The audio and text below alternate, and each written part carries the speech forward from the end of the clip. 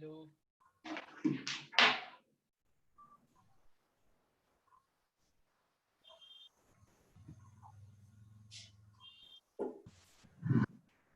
Good evening sir. Good evening sir. Good evening sir. Good evening sir. Good evening sir. Good evening sir. Good evening बेटा, good evening. Sir आपने DBP नहीं भेजी? अभी बेटा chapters थोड़ा है, फिर भेजता हूँ।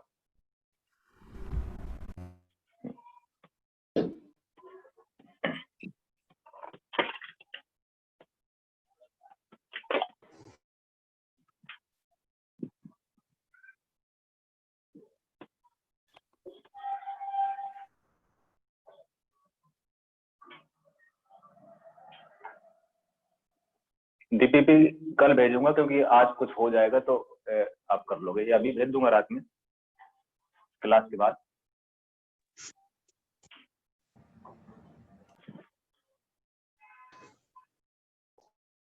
Good evening sir. Good evening sir. Good good evening sir वो वाली भी डीबीपी भेज दीजिएगा जिसके अभी डाउट डिस्कस किए थे। अरे यार वो वाली मैं देख रहा था यार, पता नहीं मेरे उसमें दिख नहीं रही यार, लगता है मैंने डिलीट कर दी। सर 10x का सर इंटीग्रेशन स्क्वायर में होता है। किसी से बोल दो ना, वो शेयर कर दे। स्टूडेंट के पास हो। हाँ तो कोई शेयर कर देगा, सब तो है, किसी न किसी के पास तो होंगी जब मैंने भेजी है। सर हाँ। सर जो मैक्सिमम एब्सोल्यूट एरर होती है टू लीस्ट काउंट होती है। हाँ हाँ। कैसे सर? क्योंकि उतना ही वो मैक्सिमम रीड कर सकता है ना इंस्ट्रूमेंट,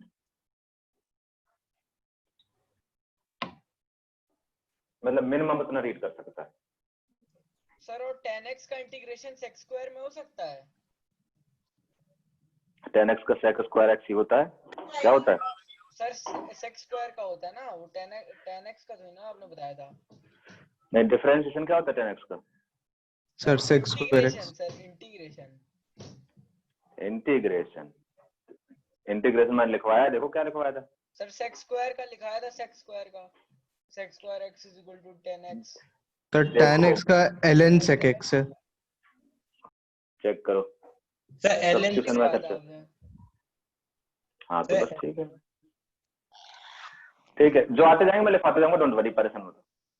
अरे आपके सर जो क्वेश्चन नहीं है बेसिक मैथ्स वाली, उसमें एक क्वेश्चन है उसके ऊपर कर्व का जो फाइंड करना था एरिया, उसमें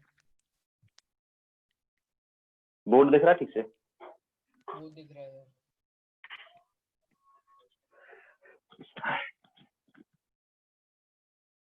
यार हमने कहा झूठ देखो कैसे बोल रहे हैं।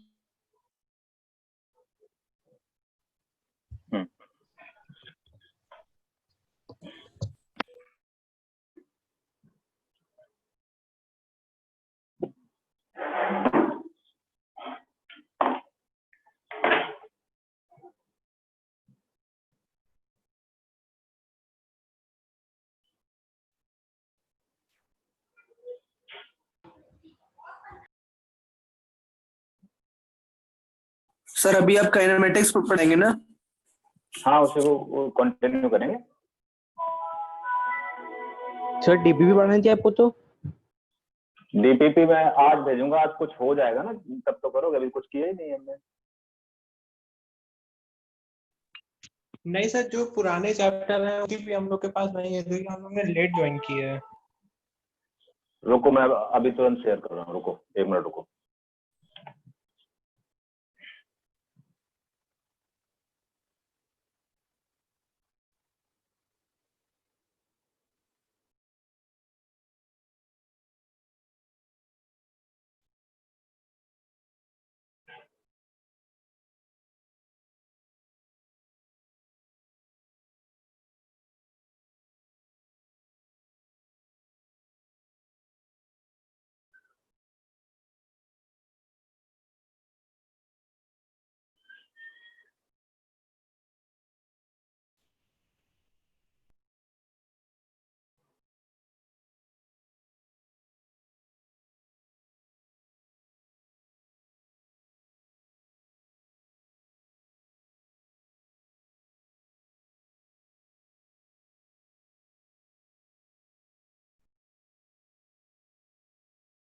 मैंने फॉरवर्ड कर दिया ग्रुप में, चेक करना, ठीक है।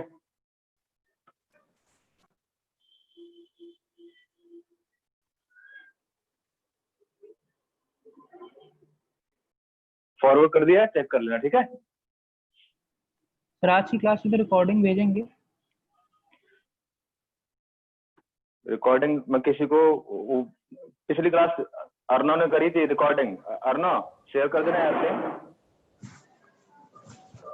तो वो शायद रिकॉर्ड होके आपके अकाउंट में आई थी सर, क्योंकि वो दिखा थी क्लाउड रिकॉर्डिंग हो रही थी। तो सर मेरा तो कोई मतलब पेड अकाउंट है नहीं, तो मैं उसको एक्सेस नहीं कर सकता सर, यही प्रॉब्लम है। क्लाउड अकाउंट यार ये ग्रेविटी वाले में जाएगा फिर, ग्रेविटी आईडी से तो है। हाँ सर, जो आपकी आईडी है वाली इसमें होगा शायद। चलो मैं ग्रेविटी वाली चेक करता हूँ एक बार। Okay sir. ग्रेविटी क्या है आईडी, फिर आईडी चेक करना मेरी, बोलना है क्या था सर। जो यही वाली है जिससे हम लोग एंटर हाँ किए, हाँ 249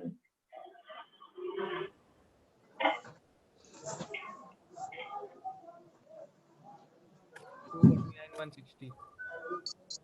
चलो मैं चेक करूंगा, ठीक है ना, क्योंकि मैं ढूंढता रहा हूँ, मेरी उसमें आई क्लाउड में तो नहीं है।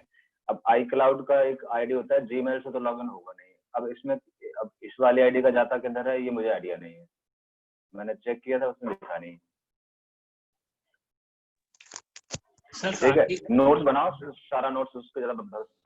सर आपके जूम अकाउंट के क्लाउड स्टोरेज में क्या होगा, आपके एप्पल अकाउंट के नहीं? सर डायरेक्टली पीसी में अपलोड होता है आई- एक फोल्डर करके।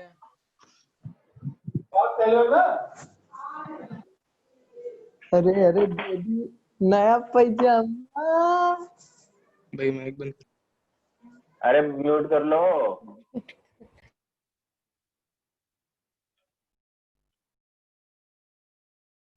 हाँ शुरू करते हैं। काइनेमेटिक्स,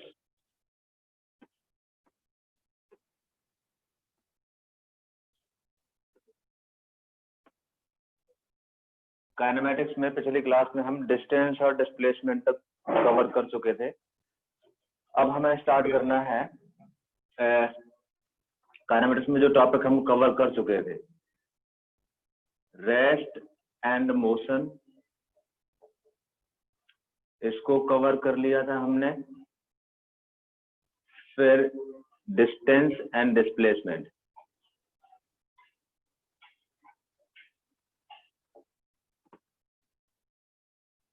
डिस्प्लेसमेंट इसको कवर कर चुके थे।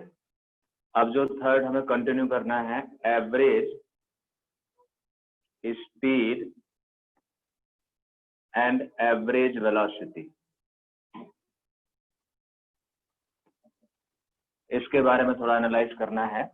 तो यहाँ से दोनों को एक साथ ही करते हैं। तो हम स्टार्ट करते हैं, average speed and average velocity. Average speed की बात करें, मैथमेटिकल बाद में देखेंगे। एवरेज स्पीड टोटल डिस्टेंस, और डिस्टेंस के बारे में बता चुका हूं, total distance divide by total time taken. बिल्कुल स्टिक रहना है डेफिनेशन पे, total distance divide by total time taken. इसमें कुछ पॉइंट्स हैं वो डिस्कस कर लेते हैं। डिस्टेंस स्केलर है, टाइम स्केलर है, ये तो ओवरऑल स्केलर क्वांटिटी रहेगी। इट इज स्केलर क्वांटिटी, जहां समझना होगा समझेंगे। Scalar quantity. दूसरा पॉइंट है, इट्स एसआई यूनिट,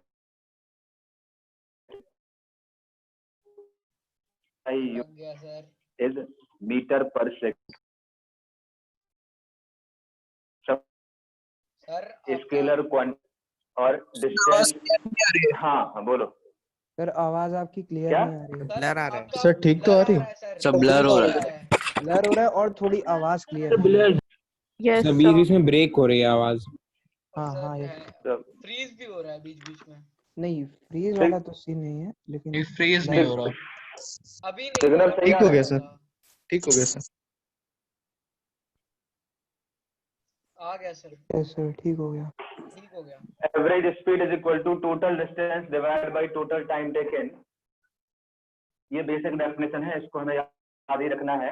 फिर इसमें कुछ इंपॉर्टेंट पॉइंट्स इससे रिलेटेड है। It is a scalar quantity, it's SI unit is metre per second. अब स्केलर क्वांटिटी है, डिस्टेंस आपका नेगेटिव हो नहीं सकता, तो it's value can not be negative, it's value can not be negative. Important point से याद रखना है। अब मैंने बोला था यदि फिक्स्ड और इनिशियल और फाइनल पोजीशन फिक्स्ड है तो डिस्टेंस की इनफाइनाइट पॉसिबिलिटीज हो सकती हैं, और डिस्टेंसेस की यदि इनफाइनाइट पॉसिबिलिटीज हैं तो एवरेज स्पीड की भी इनफाइनाइट पॉसिबिलिटीज हो सकती हैं between two fixed position. It has infinite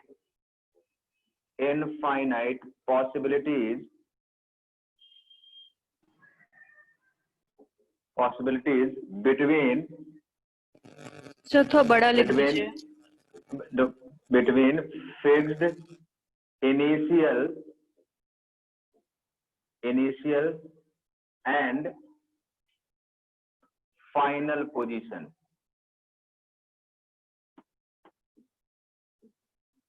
fixed initial and final position, तो ये भी बिल्कुल पॉइंट क्लियर होना चाहिए, क्योंकि डिस्टेंस की इनफाइनाइट पॉसिबिलिटीज हैं तो एवरेज स्पीड की भी इनफाइनाइट पॉसिबिलिटीज होंगी, और इसकी वैल्यू कभी भी नेगेटिव नहीं हो सकती। स्केलर क्वांटिटी है, SI unit metre per second है। तो ये कुछ जनरल पॉइंट है जो आपको याद रखना है, ठीक है। और ये बेसिक फंडामेंटल पॉइंट्स हैं, और बेसिक डेफिनेशन ये है, स्पेसिफिक रहना है, total distance divide by total time taken. अब आते हैं एवरेज वेलोसिटी पे। एवरेज वेलोसिटी की बात करें, मैथमेटिकल एनालिसिस बाद में करेंगे। Average velocity total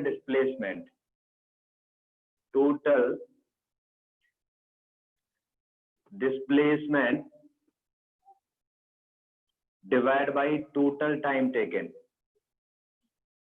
total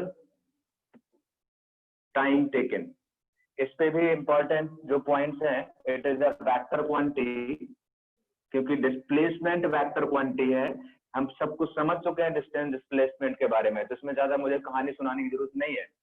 it is vector quantity,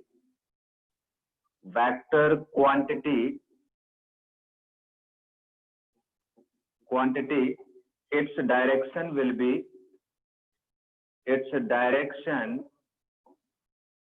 will be same as displacement। Direction will be same as displacement, क्योंकि डिस्प्लेसमेंट वेक्टर क्वांटिटी है, ये तो स्केलर है, तो जो डिस्प्लेसमेंट का डायरेक्शन होगा वही डायरेक्शन ऑफ एवरेज वेलोसिटी होगी। Its SI unit is metre per second. SI unit is metre per second. Third point की बात करें तो डिस्प्लेसमेंट जो है वेक्टर क्वांटिटी है, और वेक्टर क्वांटिटी पॉजिटिव भी हो सकता है, जीरो भी हो सकता है, नेगेटिव भी हो सकता है। तो इट्स वैल्यू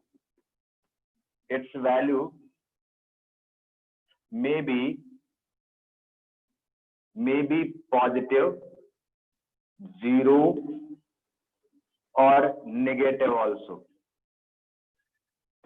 वो डिपेंड करेगा कोऑर्डिनेट सिस्टम किस तरीके से एज्यूम किया है। अच्छा, फोर्थ पॉइंट पे आते हैं। Fourth point total displacement divide by total time taken है।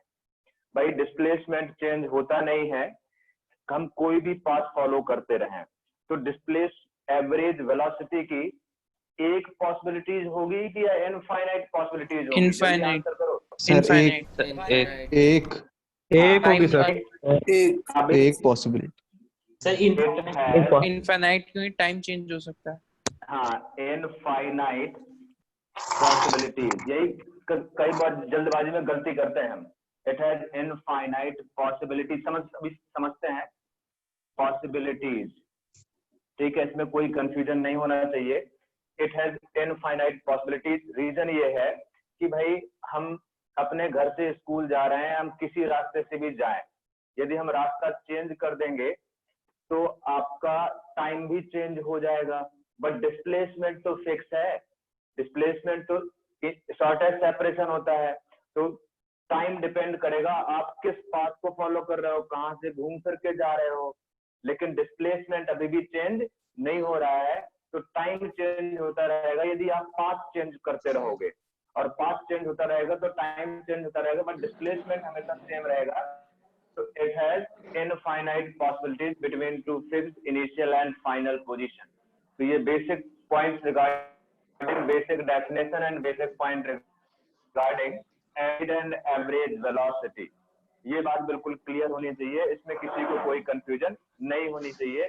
ठीक है, अब बताओ एवरेज स्पीड की डेफिनेशन में या एवरेज वेलोसिटी की डेफिनेशन में किसी को कोई problem? No sir. No sir. No sir. No ठीक है, सर। हाँ फोटो खींच लो, आगे बढ़ जाते हैं। सर ये सब तो वीडियो में भी था, यूट्यूब वाली में। हाँ ठीक है, मेरे नोट्स खुद जब खुद से बनाते हो तो बेटर रहता है ना, खुद से बनाओ। हाँ, खुद से बनाया। हाँ लिखो उसको। ठीक है, अब हम बात करते हैं इसी के मैथमेटिकल एनालिसिस पे। तो mathematical analysis of average velocity, mathematical analysis of average velocity. ठीक है, डिस्टेंस तो हमें पता ही है, डिस्टेंस तो टोटल डिस्टेंस हम कैलकुलेट कर ही लेते हैं। Mathematical analysis of mathematical analysis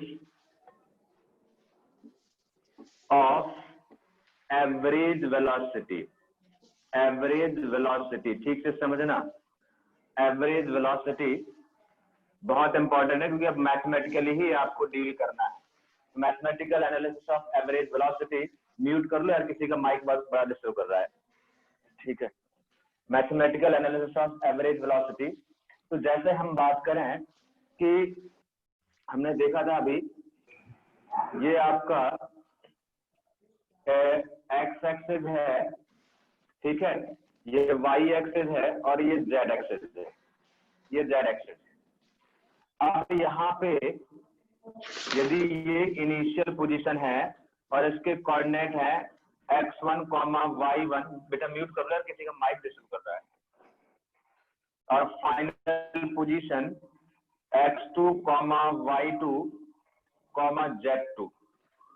अब हमें पता है ये सारे मेजरमेंट ग्राउंड से होते हैं, ये आपका ग्राउंड है। अब मैं दोबारा बैक वाली चीजें रिपीट नहीं करूंगा, ये ग्राउंड है और ये पोजीशन वेक्टर हो गया, ये पोजीशन वेक्टर हो गया, ये position vector of i with respect to ground है, और ये position vector of f with respect to ground है।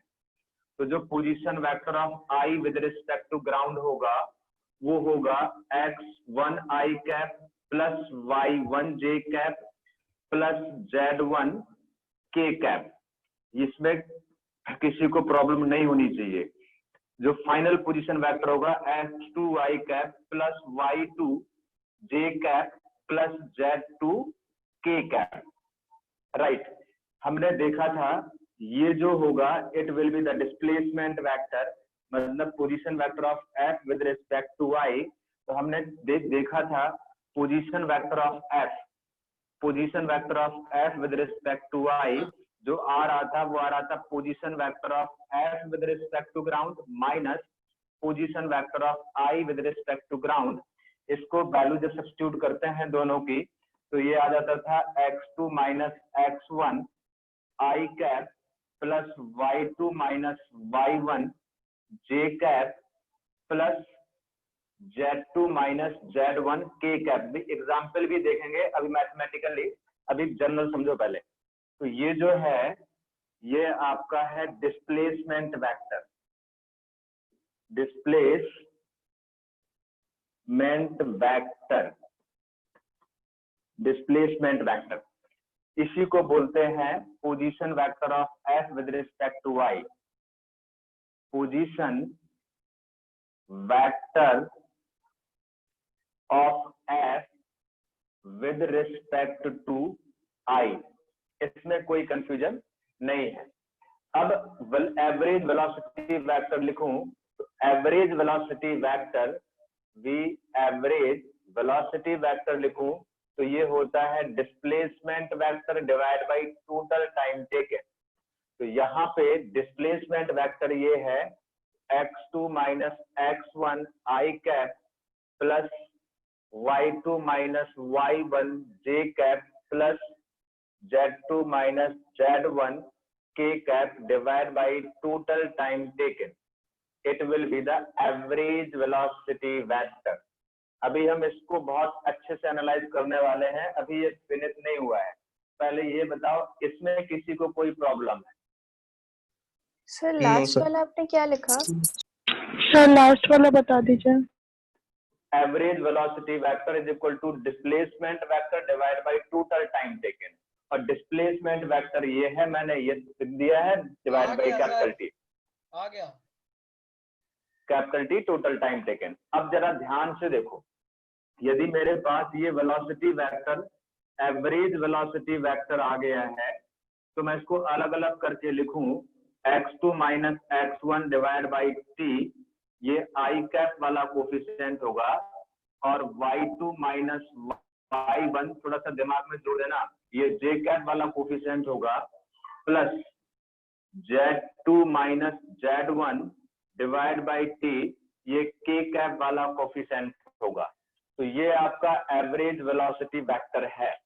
यदि एवरेज वेलोसिटी वेक्टर का यूनिट वेक्टर निकालूं, ध्यान देना ठीक से, एवरेज वेलोसिटी का यूनिट वेक्टर निकालूं तो यूनिट वेक्टर को रिप्रेजेंट करने का कैप से रिप्रेजेंट करते हैं। तो unit vector of this average velocity vector वो होता है velocity vector divide by its magnitude, divide by its magnitude. कुछ याद है, नहीं याद है? याद है सर। यस सर, याद है। याद है सर, याद सर। राइट। अब आप यूनिट वेक्टर आसानी से कैलकुलेट कर सकते हो, और यदि यूनिट वेक्टर आ गया, ध्यान देना, यदि यूनिट वेक्टर आ गया तो आप क्या कैलकुलेट कर सकते हो? यूनिट वेक्टर यदि आ गया तो यूनिट वेक्टर में जो i का कोफिशिएंट होगा वो cos अल्फा रिप्रेजेंट करेगा, और जो j का कोफिशिएंट होगा वो cos बीटा रिप्रेजेंट करेगा, और जो k का कोफिशिएंट होगा वो cos गामा रिप्रेजेंट करेगा। Where cos alpha, cos beta and cos gamma are direction cosine. नहीं याद है? Yes sir. Yes sir. तो मेरे पास अल्फा भी मिल जाएगा, बीटा भी मिल जाएगा, और गामा भी मिल जाएगा। मतलब कहने का मुझे direction of that average velocity vector with x axis, with y axis, with z axis मिल जाएगी। यस और नो? Yes sir. राइट। अभी एक मैथमेटिकल एग्जांपल लेते हैं, उससे और अच्छे से क्लियरिटी आएगी कैसे, हम देखते हैं। ठीक है, जल्दी से इसको फोटो खींच लो, मैं मिटाता हूं। अब एक एग्जांपल लेते हैं और एग्जांपल के थ्रू इस चीज को समझते हैं। बिल्कुल आराम से चलेंगे, कोई दिक्कत नहीं है, और हमें मैथमेटिकली ही डील करना है। साइड वाला मत मिटाइएगा। हाँ ठीक। सर इसका यूनिट वेक्टर और डिस्प्लेसमेंट का सेम आएगा ना? बिल्कुल सेम आएगा। अब हम बात करें, अब ध्यान से देखना, यदि हम एग्जांपल लेते हैं, लेट्स से कि इनिशियल पोजीशन, लेट्स से 0, 1, 2, और फाइनल पोजीशन है let's say 3, 2, 4। It is the initial position of particle. अरे यार म्यूट कर लो please. Initial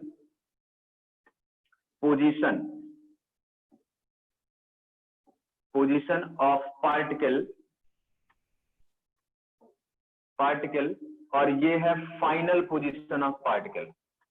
final position of particle. अब इनिशियल पोजीशन पता है, फाइनल पोजीशन पता है, तो मैं इनिशियल पोजीशन वेक्टर भी लिख सकता हूं।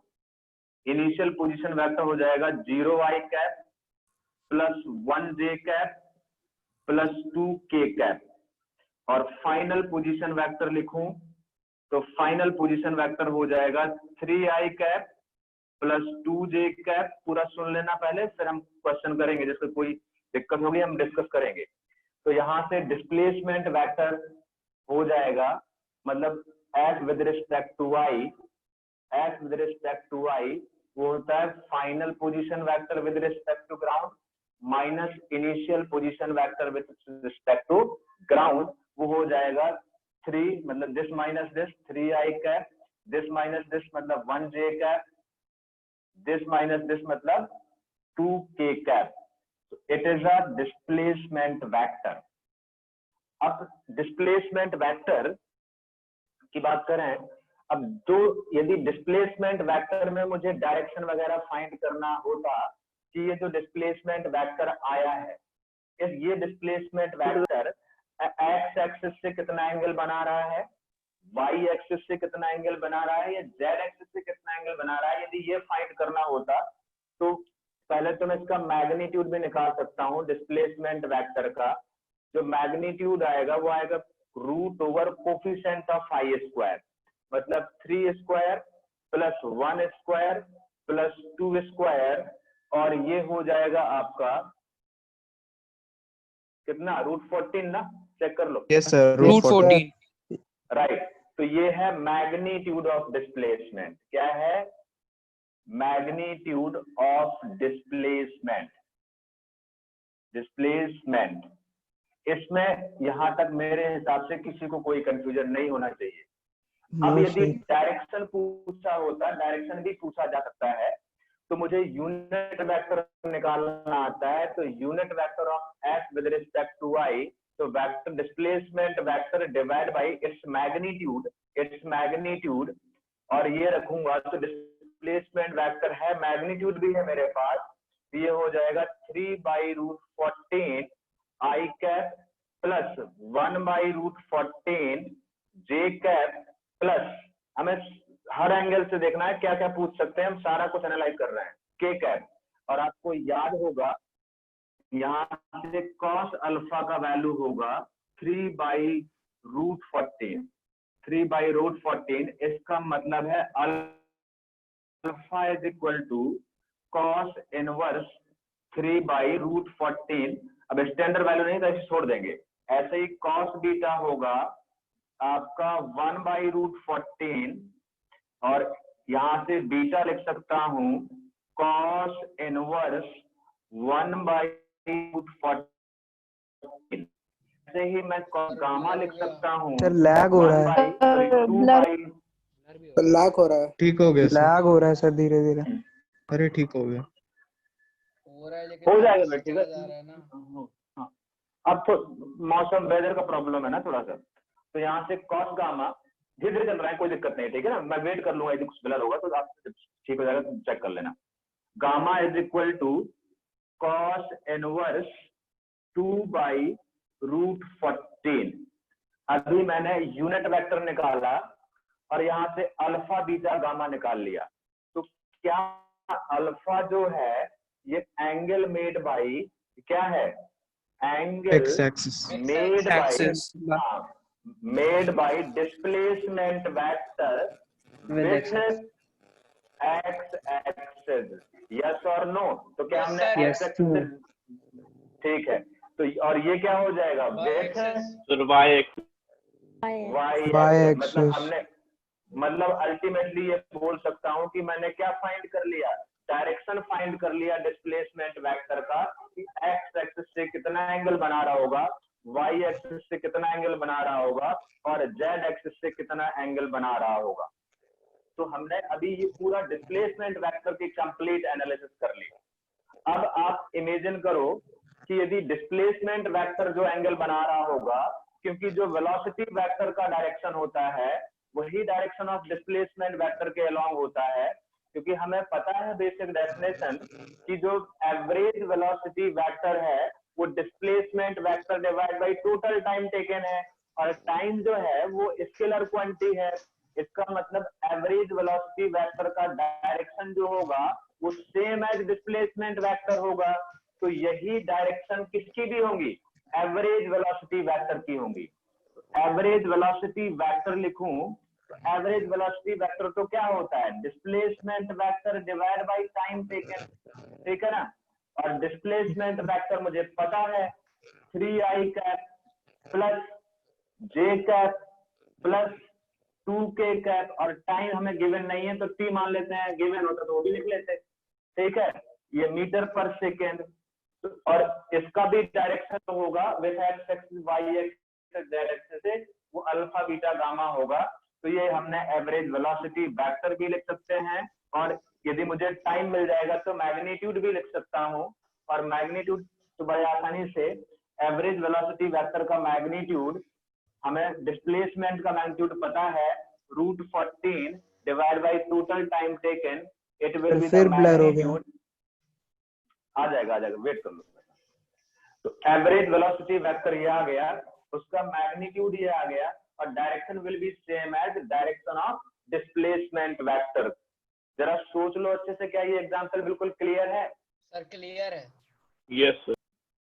यस ठीक सर। है, हाँ फोटो खींच लो, आगे बढ़ते हैं। आगे बढ़िए सर। सर लास्ट स्टेप अब बता हम दीजिए। ये average velocity vector displacement vector divide by time taken, तो डिस्प्लेसमेंट वेक्टर मेरे पास है, डिवाइड बाय टाइम कर दिया, तो ये वेक्टर फॉर्म में आ गया एवरेज वेलोसिटी। और मैग्नीट्यूड निकालना है, तो मैग्नीट्यूड क्या होता है? डिस्प्लेसमेंट का magnitude divide by time taken. ठीक है सर। यस सर कर दो। राइट, हाँ मिटा रहा हूँ। मिटाइए सर। अब इसमें अभी एक आध चीजें और करनी है हमें।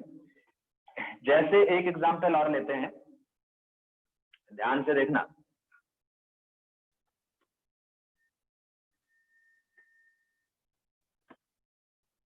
सर लास्ट में रख। हाँ सर। हाँ बोलो। सर जो अल्फा बीटा गामा निकाला है उसका क्या लास्ट में काम आएगा? वो अल्फा बीटा, अल्फा का मतलब है जो डिस्प्लेसमेंट वेक्टर या वेलोसिटी वेक्टर, वो एक्स एक्सिस से कितना एंगल बना रहा है, पूछ सकता है ना कि एक्स से कितना एंगल बना रहा है, वाई से कितना बना रहा है, और जेड से कितना बना रहा है।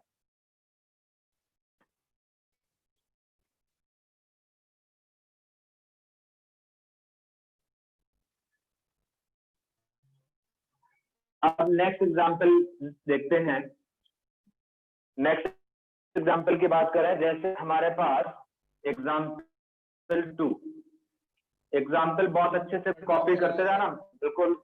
यहां से एग्जांपल 2 में पार्टिकल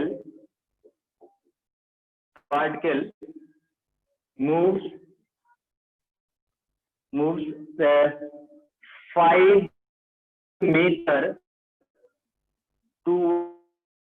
सर स्क्रीन फ्रीज हो गई। सर काफी सर लैग कर रहा स्क्रीन है। फ्रीज हो रही है सर, लैग भी हो रही है वॉइस का। थोड़ा सा वेट कर लो। अब शायद ठीक हो गया सर। यस सर, ठीक हो गया था। सुनते जाओ, ठीक है। नहीं सर हाँ ठीक नहीं है। धीरे बोल रहा हूँ। फिर लैग हो पार्टिकल गया। Move 5 metre towards east, sir 5 minute रुक जाइए। टूवर्ड्स, हाँ ठीक है, जिसको दिख रहा है वो लिखता जाए, मैं वेट कर लूंगा। सर चलने लगा सर वापस। North, 10 metre towards north and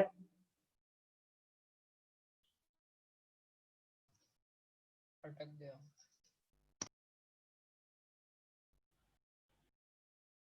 अटक गया। सर लैग हो रहा है सर। नहीं सर, कुछ बोल नहीं रहे हैं। लैग हो, अटक गया। हर जगह 5 मिनट रुक जाए, वो ठीक हो जाएगा। सर वीडियो फ्रीज कनेक्शन हो रहा है। फ्लक्चुएट कर हो रहा है। जाएगा, बात मत करो, हो जाएगा, हो जाएगा। 5 metre towards east, 10 metre towards north.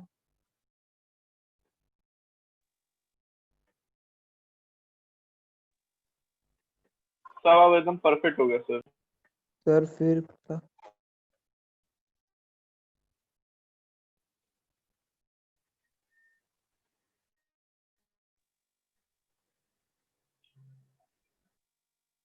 10 meter towards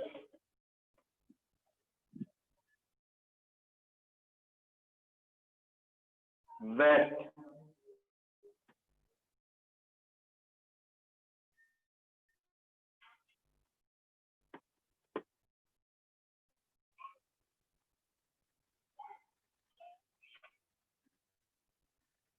10 meter towards west and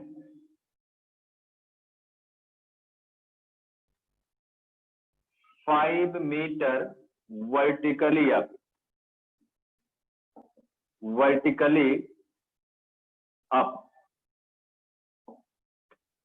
Total time taken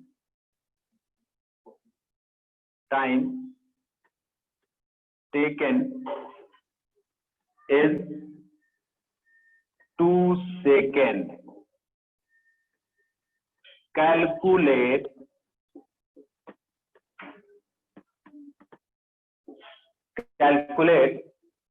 first part है डिस्टेंस, सेकेंड पार्ट है एवरेज स्पीड, थर्ड पार्ट है डिस्प्लेसमेंट,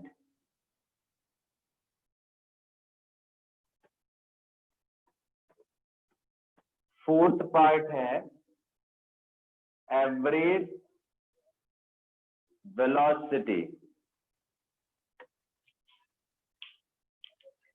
दिख रहा है? Yes, sir. Right. So particle move 5 meter towards east, 10 meter towards north, 10 meter towards west, 5 meter vertically up. मैंने समझा दिया था पिछली क्लास में किस तरीके से कन्वेंशन, कैसे आई मानना है, कैसे जे मानना है, कैसे के मानना है। पहले डिस्टेंस की बात करें तो डिस्टेंस में तो कोई दिक्कत नहीं है, डायरेक्टली ऐड कर देते हैं। तो 5 plus 10 plus 5 is equal to 30 metre. Check कर लो डिस्टेंस। यस सर, सही। अच्छा, एवरेज स्पीड होता है टोटल डिस्टेंस, मतलब डिस्टेंस अपॉन टाइम।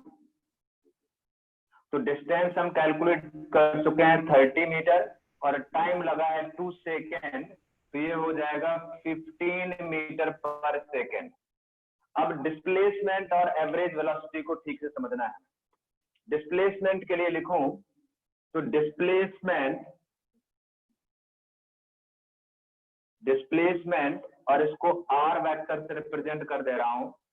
तो डिस्प्लेसमेंट, अब ईस्ट की तरफ मैंने कौन सा यूनिट वेक्टर बोला था? आई कैप, मतलब 5 यूनिट टूवर्ड्स आई कैप, और नॉर्थ की तरफ जे कैप, तो plus 10 unit towards j cap और 10 मीटर टूवर्ड्स वेस्ट। तो ईस्ट का माइनस आई, वेस्ट है, minus i, minus i cap, 10 minus i cap और फिर 5 metre vertically up. Vertically up कौन सा लिया? के कैप, के कैप, 5 के कैप। तो इसको सॉल्व करूं तो जो डिस्प्लेसमेंट वेक्टर आया आपके पास है -5 आई कैप प्लस 10 जे कैप प्लस 5 के कैप मीटर। ये तो वेक्टर फॉर्म में आ गया। अब इसको एनालाइज करें, यदि मुझे डायरेक्शन वगैरह भी फाइंड करना होता तो इसका मैग्नीट्यूड की बात करूं तो मैग्नीट्यूड होगा आपका कितना? 5√6।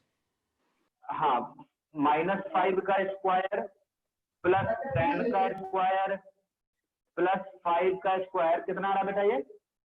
5√6 150 मीटर पर सेकेंड। तो ये मैग्नीट्यूड आ गया। अच्छा, एवरेज वेलोसिटी, अच्छा इसमें डायरेक्शन की बात करूं तो यूनिट वेक्टर निकालना पड़ेगा, और unit vector divide by its magnitude होता है।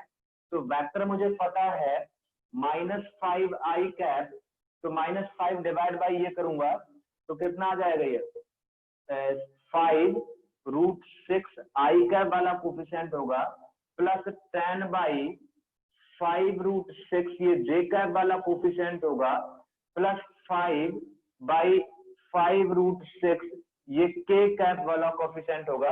और सिंप्लीफाई करना है तो कर सकते हैं, ये हो जाएगा -1/√6 आई कैप, ये हो जाएगा प्लस 2/√6 जे कैप प्लस 1/√6 के कैप।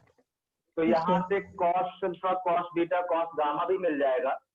तो यहाँ से कॉस अल्फा कॉस अल्फा हो जाएगा -1/√6, मतलब अल्फा हो गया cos inverse cos इनवर्स -1/√6, और सिमिलरली बीटा हो जाएगा cos इनवर्स कितना 2/√6, 2/√6. और सिमिलरली गामा हो जाएगा cos इनवर्स 1/√6। मतलब मुझे क्या मिल गए, डायरेक्शन भी मिल गया, x के साथ इतना एंगल बनाएगा, y के साथ बीटा एंगल बनाएगा, और z के साथ गामा एंगल बनाएगा। अब तो डिस्प्लेसमेंट की मैंने कंप्लीट एनालिसिस कर ली है। डिस्प्लेसमेंट में मैग्नीट्यूड सर 5√6 क्या है? ये जो 5√6 निकाला है वो मैग्नीट्यूड डिस्प्लेसमेंट का। तो डिस्प्लेसमेंट का है तो वो मीटर पर displacement सेकंड क्यों है? सॉरी, मैं डिस्प्लेसमेंट का मीटर, ठीक है। ठीक। अब यहाँ से तो ये एंगल वगैरह मतलब कंप्लीट एनालिसिस हो गई। अब मुझे एवरेज वेलोसिटी वेक्टर लिखना है। एवरेज वेलोसिटी वेक्टर लिखूं तो मेरे पास बेटा डिस्प्लेसमेंट वेक्टर ऑलरेडी है, कितना है -5i cap plus 10j cap plus 5k cap, और divide by total time taken 2 second given है, तो ये मीटर पर सेकेंड, ये तो वेक्टर फॉर्म में हो गया।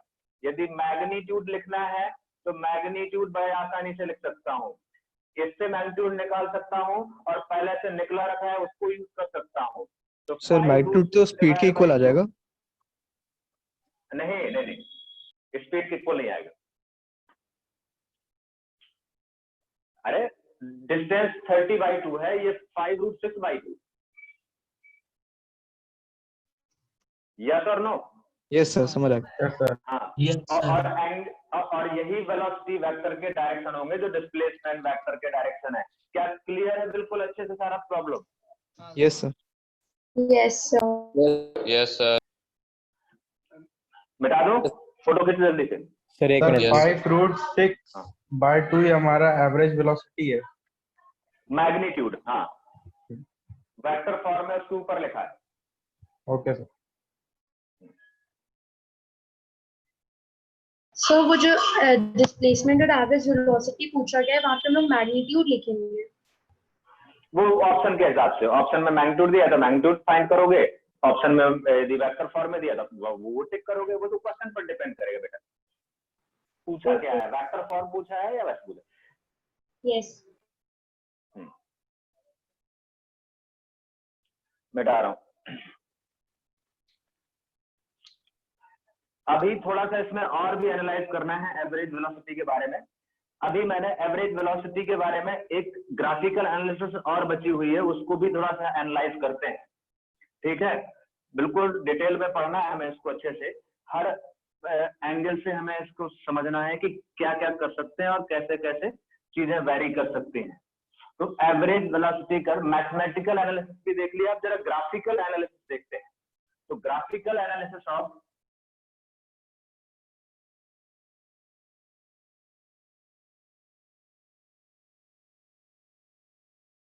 graphical analysis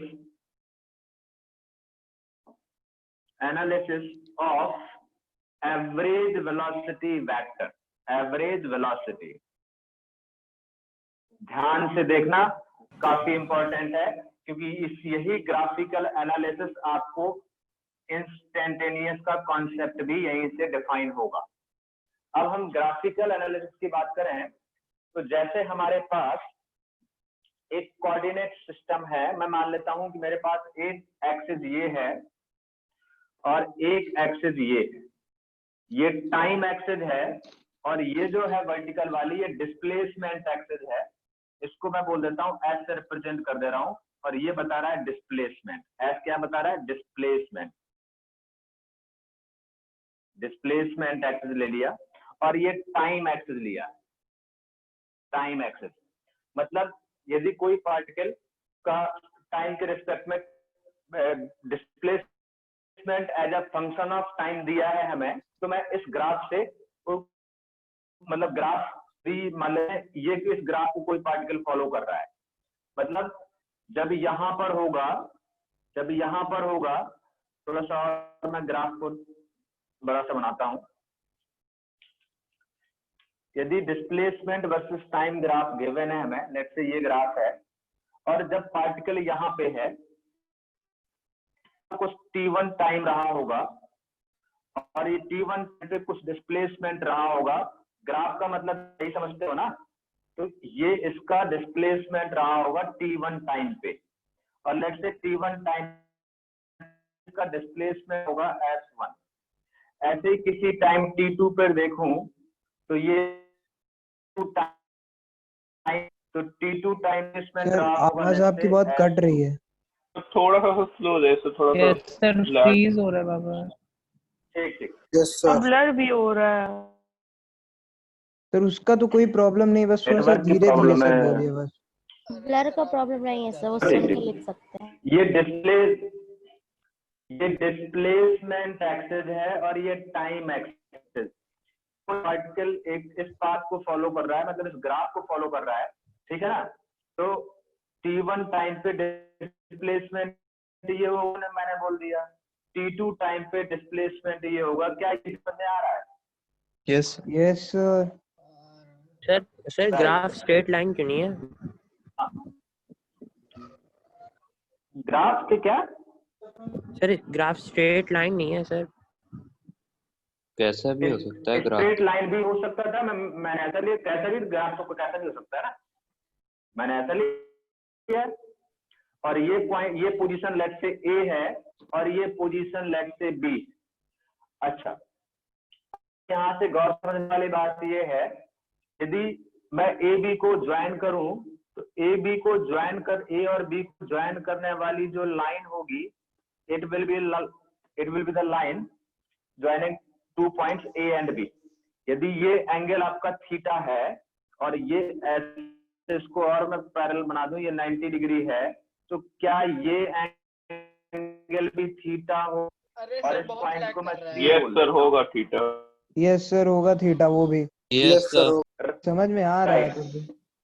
तो यहाँ से अब ये पॉइंट, ये थीटा है, तो ये वाला एंगल भी थीटा होगा। अब यहाँ से मुझे थीटा जो एंगल है, theta is the angle made bye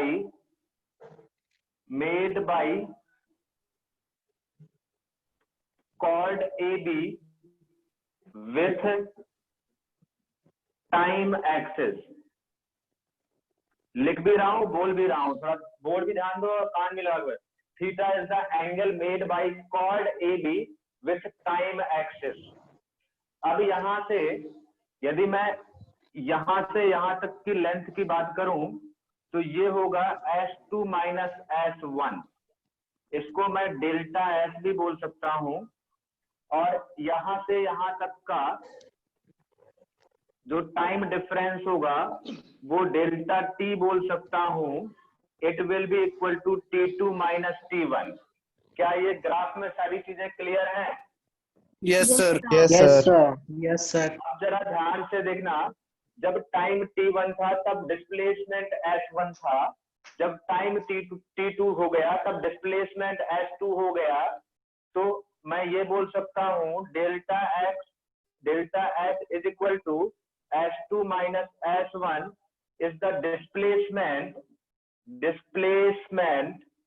displacement of particle in time delta t is equal to T2 minus T1।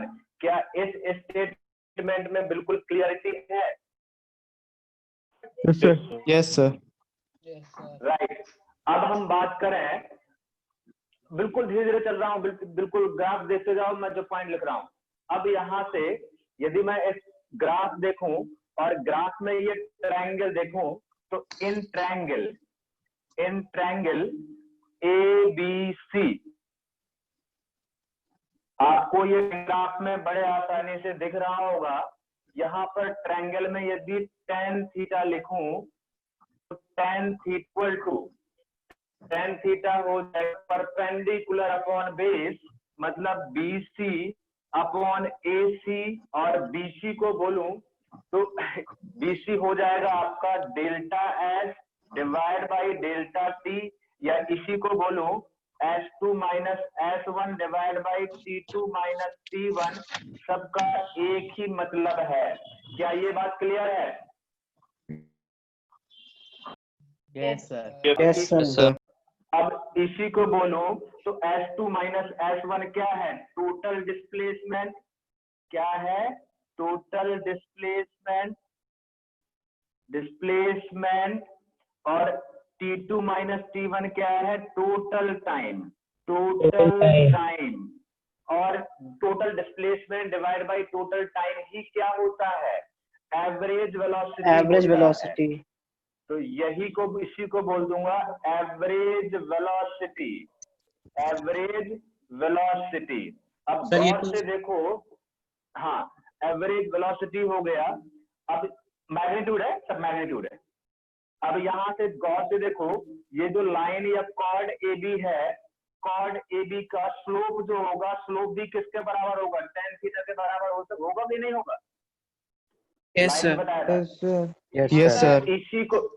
इसी को बोल सकता हूं it is also equal to slope of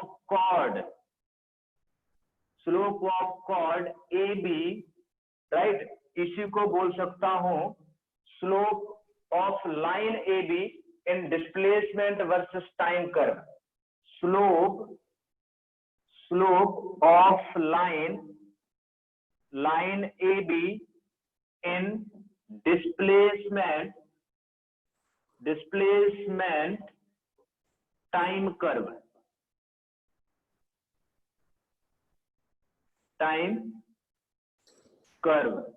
क्या ये पूरा स्टेटमेंट क्लियर है? जरा बताओ। Yes sir. मतलब यहां से अल्टीमेटली मैं एक पॉइंट कंक्लूड कर सकता हूं। फाइनल नोट एक मिनट बेटा, बस अब बता रहा हूं। फाइनल नोट ये कंक्लूड कर सकता हूं कि जो डिस्प्लेसमेंट वर्सेस टाइम कर्व में जो स्लोप ऑफ कॉर्ड होगा वो आपको क्या देगा? एवरेज वेलोसिटी देगा। तो इन displacement versus time curve, in displacement versus time curve, slope of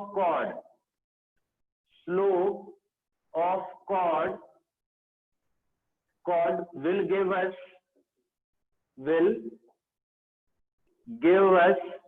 average velocity।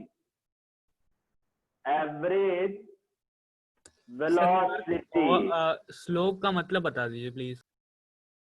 Slope बेटा, स्लोप कोई भी लाइन होती है, तो ये लाइन है, तो जो पॉजिटिव हॉरिजॉन्टल एक्सिस एंगल बनाएगा तो tan थीटा को ही क्या बोलते हैं? स्लोप। ओके ठीक sir. Delta S total displacement कैसे हो गया? ये डेल्टा है।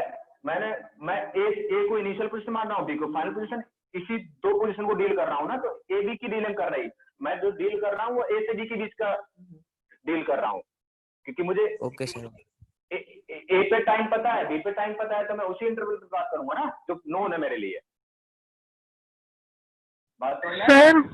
Yes sir. हाँ बोलो सर बस एक चीज ये पूछनी थी कि अगर हम लोग ए बी जो है हमारा, वो हमारा जो डिस्प्लेसमेंट नहीं हो जाएगा? क्योंकि डायरेक्ट डिस्टेंस तो ए बी है बेटा। ये टाइम एक्सेस है, वो अलग ग्राफ था, वो कोऑर्डिनेट के हिसाब से ग्राफ बनाया था। मैंने यहाँ डिस्प्लेसमेंट वर्सेस टाइम ग्राफ बनाया है।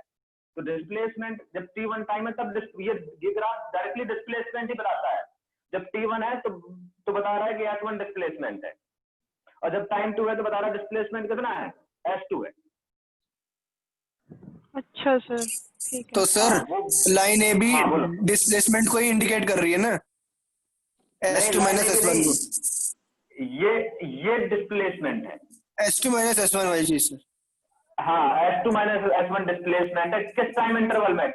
T2 minus T1 interval. Right. तो मतलब डेल्टा का मतलब क्या होता है सर? चेंज बोल दो यार, तो डेल्टा लिखने का तरीका है भाई, चेंज को। ठीक है, क्लियर है? Yes Yes, yes sir. Sir. Yes हाँ सर। हाँ, मतलब कहने का, यदि ऐसे समझो, मतलब कहने का ये भाई ग्राफ बनाऊंगा तो ऐसे बनाऊंगा ना। वैसे मैं सिंपली बात करूं तो ये let's say x S equal to 0 है, समझना बात को, और ये ऐसे मूव कर रहा है। लेट्स से यहाँ पर ये S1 है और ये टाइम कब है, T1 है। तो ये अब T1 टाइम पे डिस्प्लेसमेंट कितना है पार्टिकल का, बोलो यहाँ। S1 और बढ़ाते गए, अब ये इतना चल गया, अभी चला इतना, ये अब यहाँ तक यहाँ चल गया, और ये जब टाइम हमने मेजर किया, टाइम मुझे मिला T2, और ये कितना चल चुका है, S2। तो बताओ T1 से T2 के बीच का डिस्प्लेसमेंट कितना हो गया है? S2 -S1 है कि नहीं? ये डेल्टा S हो चुका है, और कितने टाइम में, डेल्टा T टाइम में T2 माइनस T1। तो टाइम वर्सेस, यदि मैं एक्सिस के एस को और एक एक्सिस डिस्प्लेसमेंट की मानूंगा, एक टाइम की मानूंगा, तो ये ऐसे ही ग्राफ आएगा, ऐसी कोई सिचुएशन आएगी। बात समझ में आई? समझ गए सर। आ गई सर। हाँ, तो मिटा दो इसको, बोलो। मिटा सर दिया। मिटा दीजिए। सर नोट ना हाँ, मिटाइएगा। हाँ, फोटो खींच लो एक बार कोई।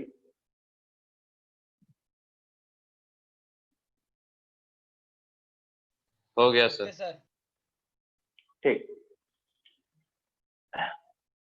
तो यहां से हमने एवरेज स्पीड और एवरेज वेलोसिटी की पूरी कंप्लीट एनालिसिस कर ली है। तो यहाँ पर ये इंपॉर्टेंट नोट निकल के आया कि जो स्लोप ऑफ कॉर्ड होगा इन डिस्प्लेसमेंट वर्सेस टाइम कर्व, वो हमें एवरेज वेलोसिटी को बताएगा, या एवरेज वेलोसिटी उससे डिफाइन होगी।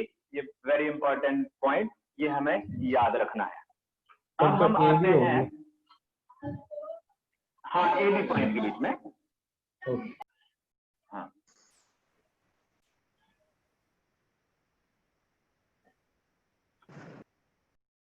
तो अभी हम डिस्कस कर चुके हैं। अभी इसमें एवरेज वेलोसिटी में एक आध, average speed and average velocity में एक दो एग्जांपल और करते हैं। एग्जांपल है, हाँ बोलो। हेलो, हाँ सर। हाँ, अब इसमें अब एग्जांपल करेंगे और वहीं पर बीच बीच में कॉन्सेप्ट आते जाएंगे। ये बहुत इंपॉर्टेंट एग्जांपल शुरू करने वाला हूँ। एग्जांपल नंबरिंग कर लेना, कौन सा थर्ड एग्जांपल है या सेकेंड है? थर्ड एग्जांपल, ध्यान देना। थर्ड एग्जांपल में एक पार्टिकल सर्कुलर पाथ में मूव कर रहा है, सर्कुलर पाथ, और इसका रेडियस जो है वो r है, और ये इनिशियल पोजीशन, ये देख नहीं रहा है। A है। देखेगा, अभी रुक जाओ। सर देख रहा है, दिख रहा है एकदम। देख रहा है। और सारा बात ये नहीं आ रही। आपका पोजीशन भी है, सब दिखेगा, सुनाई देगा। सी, अभी कुछ अलामत कुछ किया नहीं है, अभी रुक, सुन लो पहले। ये पोजीशन सी है। अबे यार कितना बोलते हो। सर ठीक सुनाई दे रहा है तो। सर सब सही आ रहा है। सर सही चल रहा है एकदम। सुनाई नहीं दे। और ये एंगल थीटा है, और इस डायरेक्शन में ये डायरेक्शन ऑफ मोशन है। पार्टिकल मूव कर रहा है ऐसे, और ये डायरेक्शन ऑफ मोशन है। अब यहाँ पे ये ओ मान लेता हूं, पूरा सर्कल है, पूरा सर्कल है, और इसे एक्स एक्सिस मानो, इसे वाई एक्सिस मानो। आप अपने हिसाब से मान सकते हो, यदि नहीं भी दिया है तो मान लिया करो। जब भी एक्सिस सिस्टम मानना जरूरी होता है जब हम डिस्प्लेसमेंट वगैरह निकालते हैं तो। अब यहाँ पर जो इंफॉर्मेशन गिवन है पहले वो समझते हैं। इंफॉर्मेशन गिवन जो है, आर जो है वो रेडियस है,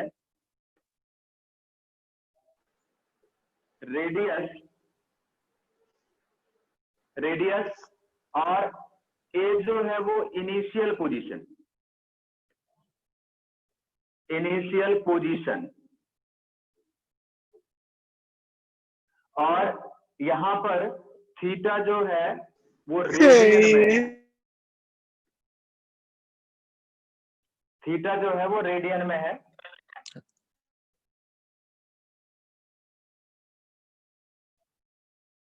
सुन लो एक बार, मैं फिर से रिपीट करता हूं। पार्टिकल इस ए से मूव कर रहा है सर्कल में मूव कर रहा है, और r is the radius, A is the initial position, और थीटा जो है वो रेडियन में गिवन है। हमें फाइंड करना है डिस्टेंस एंड डिस्प्लेसमेंट, ठीक है ना, और कांस्टेंट स्पीड से मूव कर रहा है।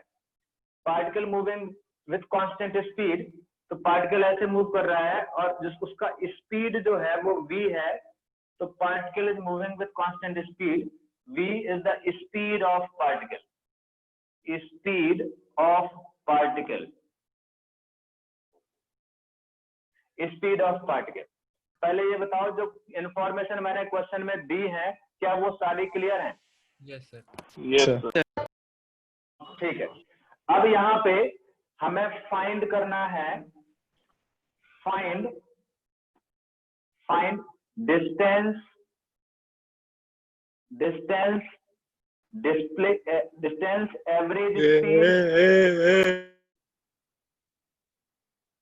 Average speed, displacement.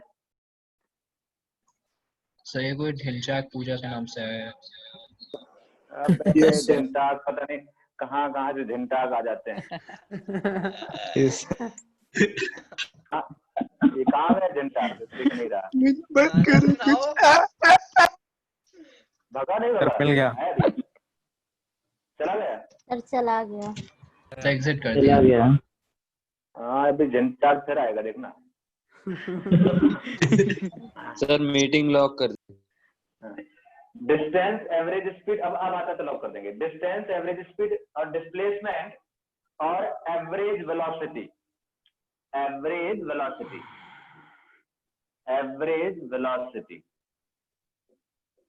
ये सारी चीज एनालाइज करनी है। और कब एनालाइज करनी है? इसका फर्स्ट पार्ट है, ये चारों चीजें करनी है। फर्स्ट पार्ट है जब ए से बी तक जाता है, और सेकेंड पार्ट है जब ए से सी जाता है, और थर्ड पार्ट है जब ए से डी मूव करता है। मतलब ए इनिशियल पोजीशन है, तो फर्स्ट पार्ट के लिए बी फाइनल पोजीशन है, सेकेंड पार्ट के लिए सी फाइनल पोजीशन है, और थर्ड पार्ट के लिए डी फाइनल पोजीशन है। राइट? अब जरा ध्यान देते हैं, यहां से, और ये मूव ऐसे करता है एंटी क्लॉकवाइज डायरेक्शन। मैं एक पार्ट एनालाइज करता हूं, ध्यान से देखना। दूसरा पार्ट सर आप करोगे। जय श्री राम। मैं फर्स्ट पार्ट करता हूं। सर सर्कल का सरकमफ्रेंस का फॉर्मूला क्या होता है? दोबारा है जॉनी भैया के नाम से। सर ये फिर कोई सर जॉनी भैया है। पता नहीं सर कौन है। सर सरकमफ्रेंस का फॉर्मूला। अरे जॉनी भैया प्रणाम। तो लीव कर दिया उसने।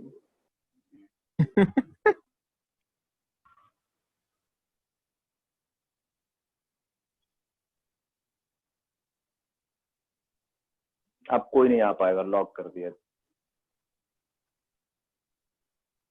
अब बेटा तुम ही लोग बांटते हो ये सब पासवर्ड वगैरह, अब बड़े शरीफ बन जाते हो। सर अगली बार चेंज कर देगा पासवर्ड। सर सरकमफ्रेंस का फॉर्मूला क्या है? 2πr। ठीक। अब भूल गया। इधर देखो, ये फर्स्ट पार्ट ए से बी, ए इनिशियल पोजीशन है, बी फाइनल पोजीशन है। ध्यान से देखना यार। यहां से पहले तो एक चीज समझा देता हूं, ये आपका ये रेडियस है r, ये एंगल है, ये रेडियस है, ये a है और ऐसे मूव कर रहा है, और ये b है। अब थोड़ा समझना ठीक से। यदि मैं बात करूं तो सरकमफ्रेंस होता है जो डिस्टेंस, मैं ए से बी वाले पार्ट को ये डिस्कस कर रहा हूं। जो डिस्टेंस होगा 2πr सरकमफ्रेंस होता है डिवाइड बाय 4, 1/4 है, तो it will be the displacement, मतलब पाई डिस्टेंस πr/2, ये डिस्टेंस होगा। इसमें कोई कंफ्यूजन नहीं है। डिस्प्लेसमेंट की बात करूं, हाँ, डिस्प्लेसमेंट की बात करूं, ध्यान देना, तो मैंने लेट्स से इसे एक्सिस माना है x, इसे y माना है और इसे ओरिजिन मान लो। तो अभी देखा जाए तो अभी ए इनिशियल पोजीशन है, तो इनिशियल पोजीशन वेक्टर लिखूं मैं, तो इनिशियल पोजीशन वेक्टर लिखूं, लिखने का तरीका समझ लो। वैसे मैं इस केस में तो मैग्नीट्यूड फाइंड करना होता तो बड़े आसानी से कर सकता हूँ। मैग्नीट्यूड क्या हो जाएगा, ये शॉर्टेस्ट सेपरेशन हो जाएगा, R√2 के बराबर हो जाएगा, R√2 ठीक है। हाँ हाँ, मैं मैग्नीट्यूड पे इंटरेस्ट नहीं हूँ क्योंकि मुझे पता है कि ये सब कोई कर लोगे मैग्नीट्यूड। हमें वेक्टर में कैसे रिप्रेजेंट करना है, डायरेक्शन वगैरह कैसे देखना है, क्योंकि डायरेक्ट ऐसे नहीं पूछेगा आपको इतना सिंपल। तो ये वेक्टर से कैसे डील करना है, तो इनिशियल पोजीशन वेक्टर जो होगा वो r मैग्नीट्यूड होगा और डायरेक्शन i की तरफ है। फाइनल पोजीशन वेक्टर की बात करूं तो फाइनल पोजीशन वेक्टर ये वाला होगा, आपको ध्यान दो, ये वाला होगा, मतलब किसकी तरफ होगा, y की तरफ होगा, तो r यूनिट अलोंग y मतलब j कैप। तो ये इनिशियल पोजीशन वेक्टर है, ये फाइनल पोजीशन वेक्टर है, और डिस्प्लेसमेंट वेक्टर मुझे पता है final position vector minus initial position vector, ये हम लोगों ने बहुत अच्छे से डिस्कस किया है। तो final position vector r j cap है minus initial position vector r i cap है, तो ये डिस्प्लेसमेंट वेक्टर फॉर्म में होगा। अच्छा, अब यदि मुझे मैग्नीट्यूड निकालना होता तो मैग्नीट्यूड तो बड़ी सिंपल सी बात है, आप वैसे भी कैलकुलेट कर सकते थे। ये हो जाएगा √r² plus √ minus r² is equal to r√2, ठीक है। अच्छा, जरा डिस्प्लेसमेंट वाले वेक्टर को थोड़ा समझते हैं ठीक से, डिस्प्लेसमेंट वेक्टर को जरा समझें थोड़ा सा ठीक से। तो डिस्प्लेसमेंट वेक्टर ये बता रहा है कि j की तरफ r यूनिट है, पॉजिटिव j की तरफ, तो इधर पॉजिटिव j की तरफ r यूनिट, और i की तरफ नेगेटिव i की तरफ r यूनिट है, मतलब ये मतलब यहां पर यदि पैरेललोग्राम लॉ बनाओ तो ये जो होगा ये आपका क्या होगा, ये होगा डिस्प्लेसमेंट वेक्टर, और ये r है, ये r है, तो ये कितना होगा 45 डिग्री होगा, और ये भी कितना होगा 45 डिग्री होगा। तो मुझे एग्जैक्ट डायरेक्शन भी मिल गया डिस्प्लेसमेंट वेक्टर का, यस और no? Yes sir. Yes sir. Yes sir. तो सर एक बार फिर से बता दीजिए। सर एक बार फिर से बता दीजिए। सर एक बार फिर से बता दीजिए। बेटा ये प्लस j है, यस सर। तो ये प्लस j, ये माइनस i है, तो माइनस i की तरफ, तो इन दोनों का रिजल्टेंट यही वेक्टर है, डिस्प्लेसमेंट वेक्टर, जो ये मिलके बना रहे हैं। Yes sir. तो it will be the displacement vector. Okay sir. बोलो। सर एक बच्चे का मीटिंग लीव हो गया था तो अब वो ज्वाइन नहीं कर पा रहा है नेटवर्क इशू की वजह से, तो मैसेज किया है। वही है सर। अभी सर वही होगा। इतना टाइम सर कोलाइड सर कैसे, बाद में भी लीव किया है, अभी उसके बाद लीव हुआ है। नहीं ये कोलाइड कैसे कर गया भाई, टाइम खुद बताओ। भाई नेटवर्क इशू की वजह से थोड़ी देर पहले लीव हुआ, भाई उसके बाद नेटवर्क इशू होगा, काहे नौटंकी कर रहे हो। सर मीटिंग खोल दीजिए, हमारे भी स्कूल के काफी बच्चे वो आना चाह रहे, लीव हो गया है नेटवर्क की वजह से। चलो खोल दे। अब यहाँ पर तो पहले बताओ, इधर क्या डिस्प्लेसमेंट वेक्टर क्लियर है? Yes sir. Yes sir. तो मैंने डिस्टेंस निकाल लिया और ये डिस्प्लेसमेंट का कंप्लीट एनालिसिस कर लिया यहाँ पे। अब जरा देखते हैं, थोड़ा सा ध्यान देना, यहाँ पर एक कॉन्सेप्ट और डील करने वाला हूँ। इस जरा ठीक से देखो डिस्टेंस को, डिस्टेंस जो है वो है π/2 इंटू r, ध्यान देना गौर से, क्या है π/2 इंटू r, है कि नहीं? Yes sir. ये a से b तक का जो एंगल है वो a से b तक का एंगल जो थीटा है वो कितना है π/2 रेडियन में, और r इज द रेडियस। तो AB जो है, AB ये आर्क हो गई, इस वाले क्वाड्रेंट की आर्क हो गई AB। Yes sir. ठीक है, तो यहां से मैं जनरल बोल सकता हूं आर्क लेंथ, एक फॉर्मूला आ गया यहां से। आर्क लेंथ डिफाइन करूंगा, arc length is equal to होता है basically r into theta, where r is the radius radius and theta is the angle in radian.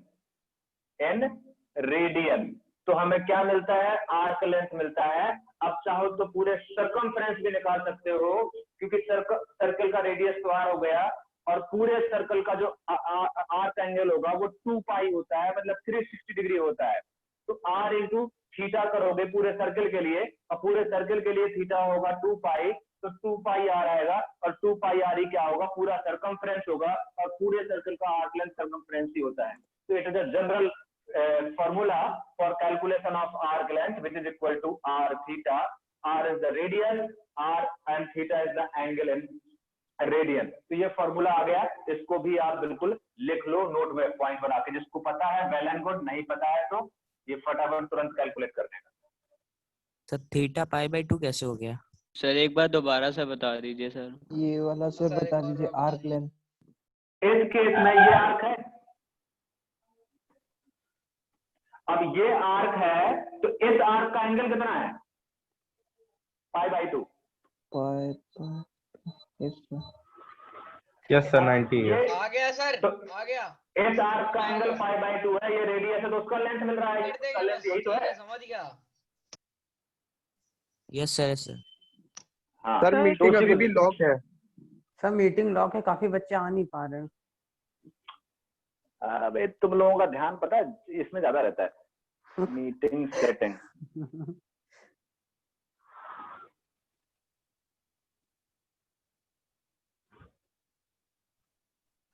Sir हाँ सर एक बोलो बार बेटा। एग्जांपल 3 फिर से बता दीजिए। मेरा कनेक्शन बहुत बुरा था तो वो चल नहीं पा रहा था, सुनाई नहीं दे रहा था। बस एक बार। क्या पूरा छूट गया पूरा? हाँ सर, वो वॉइस ब्रेक कर रही थी, इस वजह से मेरे को समझ नहीं आ पाया। रिकॉर्डिंग है बेटा सर कुछ यहाँ नहीं, से अभी बता मैं दीजिए ए रिकॉर्डिंग में मिल जाएगा। मैं ए से बी तक का देख रहा हूँ, ए से बी तक का, और ए से बी ये है, तो डिस्टेंस हो जाएगा 1/4 ऑफ सरकमफ्रेंस, वही लिखा है। ठीक है, डिस्प्लेसमेंट वेक्टर के लिए इनिशियल पोजीशन वेक्टर ये है, फाइनल पोजीशन वेक्टर ये है, तो डिस्प्लेसमेंट वेक्टर होता है फाइनल माइनस इनिशियल, तो ये डिस्प्लेसमेंट वेक्टर हो गया। और इस वेक्टर को यहाँ ड्रॉ कर लिया, क्योंकि ये प्लस का जे कैप है तो इधर, और ये माइनस का आई कैप है तो इधर, और तो इन दोनों का रिजल्टेंट ये आएगा, it will be the displacement vector. और मैग्नीट्यूड तो कैसे निकालते हैं? Coefficient of i square plus coefficient of J square. Sir यहाँ पर मैंने जनरल फॉर्मूला बताया है आर्क लेंथ निकालने का। आर्क लेंथ निकालने का क्या होता है? r into theta, where theta is the arc angle, r is the radius, और थीटा किस में लेंगे? रेडियन में लेंगे, तो मुझे क्या मिल जाएगा? आर्क लेंथ मिल जाएगा। और चाहो तो वेरीफाई कर लो, सर्कल का पूरा एंगल होता है 2 पाई और उसका रेडियस r है, तो 2 पाई इंटू r करूंगा, वो पूरा आर्क लेंथ देगा, मतलब सर्कमफ्रेंस देगा, तो 2 पाई r ही सर्कमफ्रेंस होता है, तो वेरीफाई भी हो रहा है। अब हम बात करते हैं, यहाँ पे मैंने डिस्टेंस को एनालाइज कर लिया और एक इंपॉर्टेंट फॉर्मूला भी डिस्कस किया, डिस्प्लेसमेंट को अच्छे से वेरीफाई कर लिया।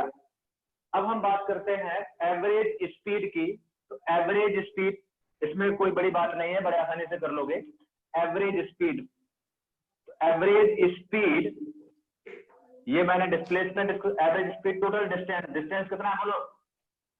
पाई आर बाय 2। अच्छा डायरेक्ट भी लिख दे। डायरेक्टली भी लिख दो, क्योंकि वही तो कांस्टेंट है। हाँ सर, डायरेक्टली भी लिख दो, ठीक है। एवरेज स्पीड डायरेक्टली भी लिखो। अब यहाँ पे एवरेज स्पीड, अब एवरेज वेलोसिटी की बात करें तो पहले ये देखें कि ए से बी तक का टाइम कितना लगा। तो ए से बी तक का जो टाइम लगेगा, time from A to B is equal to A B में कितना डिस्टेंस कवर किया। कितना डिस्टेंस कवर किया? पाई बाई 2 इंटू आर, कितना डिस्टेंस कवर किया और किस स्पीड से कवर किया? v स्पीड से कवर किया, तो ये टाइम हो जाएगा time from A to B, pi r by 2v। ये क्लियर है ना? तो अब यहां से हम बात करें एवरेज वेलोसिटी की, एवरेज वेलोसिटी वेक्टर की। तो एवरेज वेलोसिटी डिस्प्लेसमेंट वेक्टर होगा, और डिस्प्लेसमेंट वेक्टर है ये माइनस आर आई कैप और divide by total time from A to B पता है मुझे पाई आर बाई 2v, तो ये आपका वेक्टर फॉर्म में हो गया। और मैग्नीट्यूड लिखना है तो मैग्नीट्यूड तुरंत आ जाएगा, r√2 उसका डिस्प्लेसमेंट है, डिवाइड बाई टाइम जो है वो पाई आर बाई 2v है। और डायरेक्शन के बारे में बता ही चुका हूँ, जो डिस्प्लेसमेंट का डायरेक्शन होता है वही डायरेक्शन किसका होता है, एवरेज वेलोसिटी वेक्टर का होता है। क्या क्लियर है सारे पार्ट? Yes sir. यदि Yes, क्लियर sir. है तो फिर ऐसे ही जैसे मैंने वेक्टर वेक्टर लिख के सारा सर कुछ एवरेज दिखाया स्पीड है। कैसे निकाला सर? हाँ सर, एवरेज वेलोसिटी। बेटा यही तो इसी स्पीड से तो जा रहा है, हर जगह कांस्टेंट है तो वही एवरेज स्पीड है। सर एवरेज वेलोसिटी ये स्पीड है कि वेलोसिटी है अभी? सर एवरेज वेलोसिटी से एक बार बता दीजिए। ये एवरेज वेलोसिटी है। हाँ आप बोलो क्या पूछ रहे थे? Sir average velocity. Average velocity displacement total upon time. Yes sir, आगे आगे। ठीक यस सर, है आ गया सर। आगे sir. Second sir part question में वेलोसिटी दी थी कि स्पीड दी थी? स्पीड दी थी।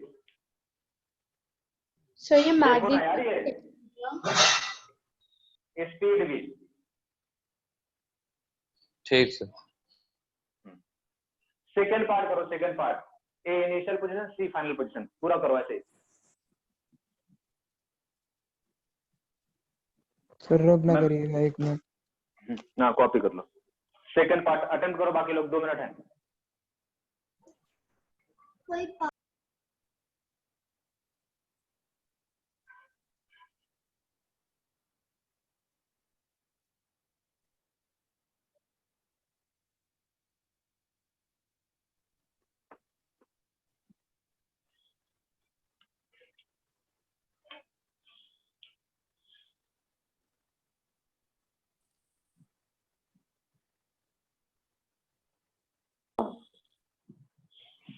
सर कर लिया।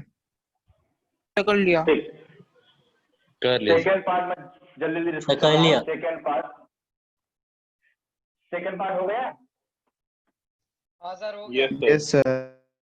मैं फटाफट इसमें लिख रहा हूँ, आप वेरीफाई करो अपना। सेकेंड पार्ट में डिस्टेंस तो कोई सिंपल सा है, डिस्टेंस आर्क लेंथ होगा। तो मैं अब सेकेंड पार्ट कर रहा हूँ। सेकेंड पार्ट जब इनिशियल ए है और फाइनल सी है तो डिस्टेंस जो होता है वो आर थीटा होता है। आर इसके लिए थीटा क्या हो जाएगा, पाई हो जाएगा, क्योंकि ए इनिशियल है और सी फाइनल है। और ये एंगल 180 अपोज 180। ठीक है। डिस्प्लेसमेंट की बात करूं तो डिस्प्लेसमेंट वेक्टर जो होगा इनिशियल पोजीशन वेक्टर, तो डिस्प्लेसमेंट वेक्टर में डायरेक्ट लिख रहा हूं। डिस्प्लेसमेंट वेक्टर होगा वो होगा फाइनल जो होगा माइनस आर आई कैप होगा, इनिशियल जो होगा वो होगा आर आई कैप। तो फाइनल माइनस इनिशियल, यस और no? Yes sir. Yes sir. क्योंकि इनिशियल ये है मतलब आर आई कैप और फाइनल ये है माइनस आर आई कैप। तो जो डेफिनेशन है वो क्या है, इनिशियल पोजीशन वेक्टर होगा आर आई कैप और फाइनल पोजीशन वेक्टर होगा माइनस आर आई कैप। और जो डिस्प्लेसमेंट वेक्टर में पूरा लिख देता हूं, कई लोगों की सन्नाटे में चले जाएंगे। Final position vector minus initial position vector value put कर देता हूं, तो माइनस आर आई कैप और माइनस, और ये माइनस तो यहाँ पर है, और ये आर आई कैप मतलब अल्टीमेटली माइनस 2r आई कैप। और माइनस 2r आई कैप का मतलब क्या है कि ये इनिशियल पोजीशन थी और ये फाइनल पोजीशन है सी, और यहाँ से यहाँ तक मतलब इस डायरेक्शन में, और कितना मैग्नीट्यूड है 2r है, और डायरेक्शन कहाँ है, पीछे की तरफ है। यस और नो? Yes sir. राइट। तो इसका मैग्नीट्यूड की बात करूं तो मैग्नीट्यूड डायरेक्टली कितना हो जाएगा, 2r हो जाएगा।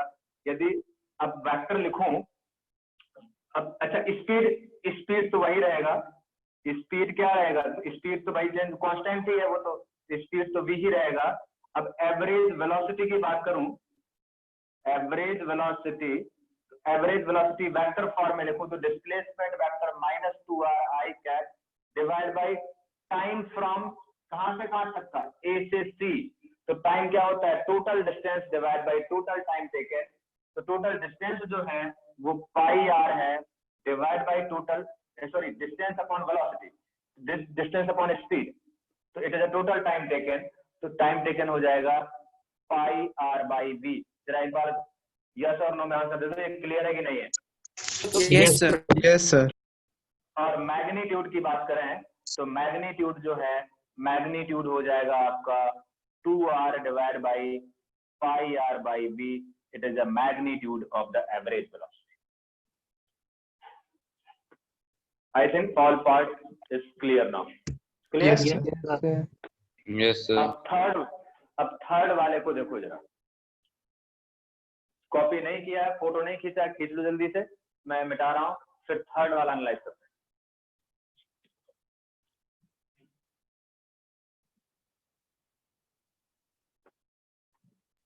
Okay sir. Yes sir. Third वाला एनालाइज करें।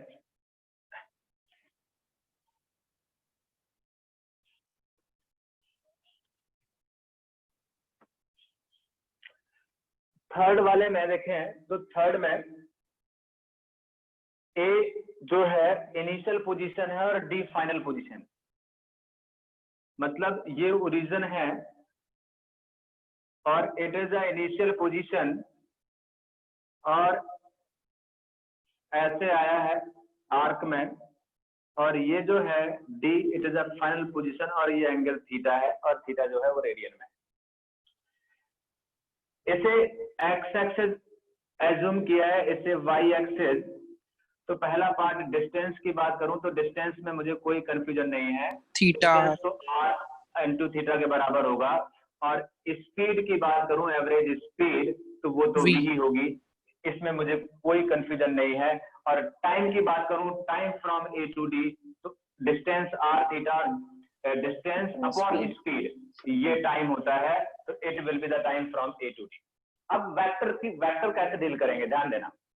यहां से बात करें तो ये जो है it is a initial position vector r i मतलब ये r i कैप, और it is a final position vector, it is a final position vector r f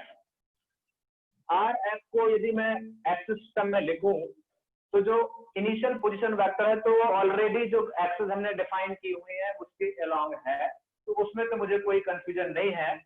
initial position vector को तो मैं बड़े आसानी से लिख ही सकता हूं, इसमें कोई दिक्कत नहीं है।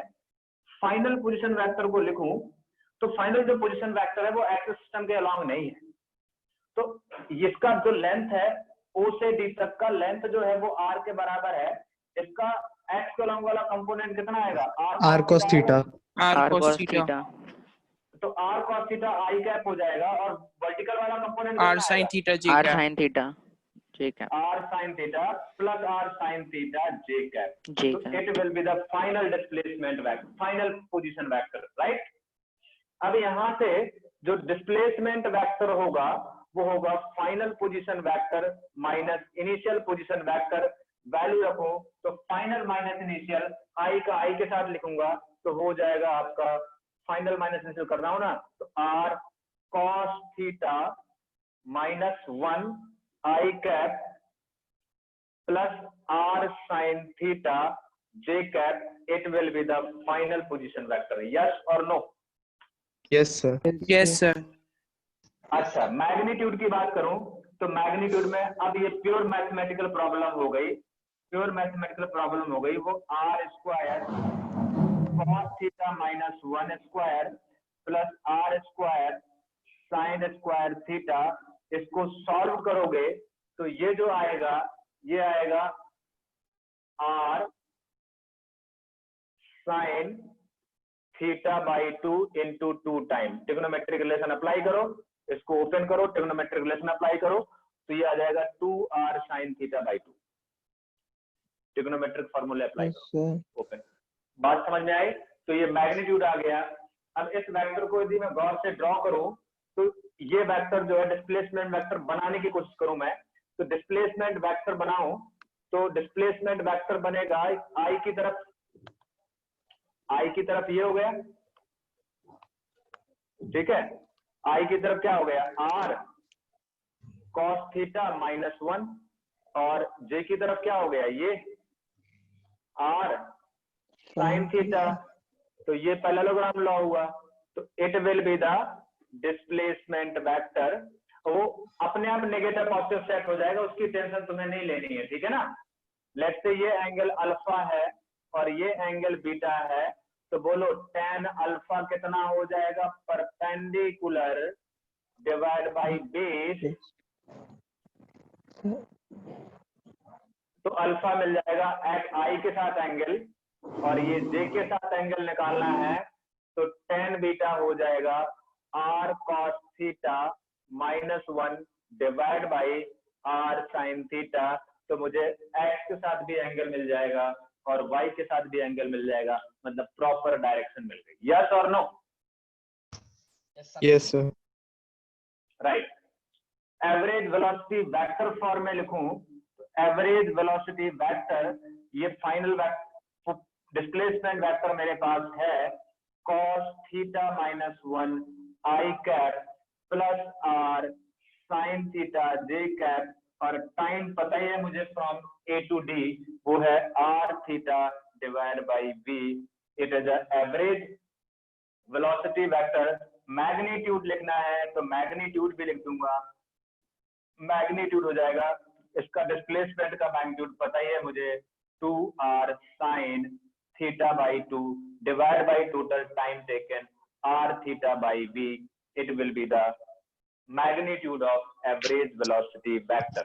एक बार सोच लो, किसी पॉइंट में कोई कंफ्यूजन है तो अभी भी डिस्कस करें। सर वो cos थीटा -1 क्यों हुआ? आप फाइनल पोजीशन वेक्टर को इनिशियल पोजीशन वेक्टर से सब्ट्रैक्ट करो, आई वाला आई से सब्ट्रैक्ट होगा ना। ठीक है सर, ठीक है सर। हाँ बोलो सर। मैग्नीट्यूड में 2 पाई 2 r के बाद सर क्या लिखा है, 2r sin, और एंगल वाला पार्ट है theta by 2। Yes 2r sin और एंगल वाला पार्ट है थीटा बाई 2। सर यू आप वेलोसिटी एच दोबारा एक्सप्लेन कर देंगे? क्या वेलोसिटी वेक्टर को?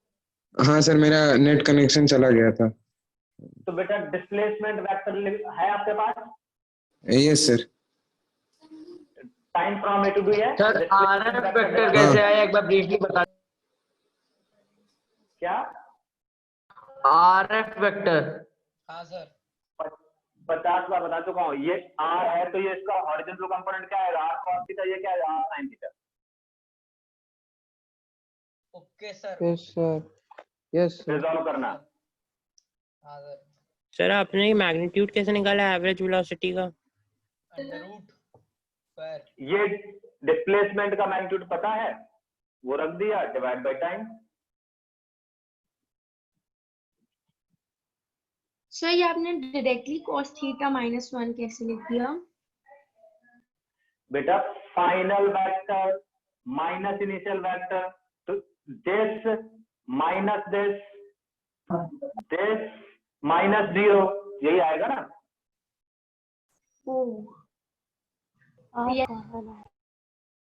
पक्का?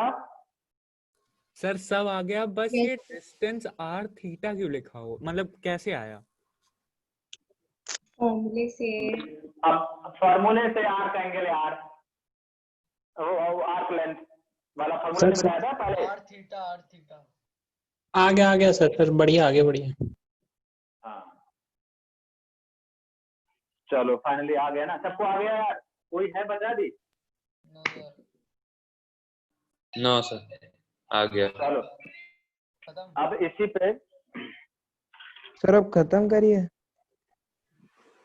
हाँ तो ये तो खत्म ही हो गया, अभी तो और एग्जांपल बचे हैं। एग्जांपल 3 हो गया अपना। अब लिखिए एग्जांपल 4। सर छोड़ देते हैं। हाँ यस सर, करवा दीजिए। पूरा आधा घंटा है गधा। सर आधा घंटा है ये? सर आधे घंटे कहाँ सर पाएगा आधा सर? घंटा है। सर आधा घंटा नहीं,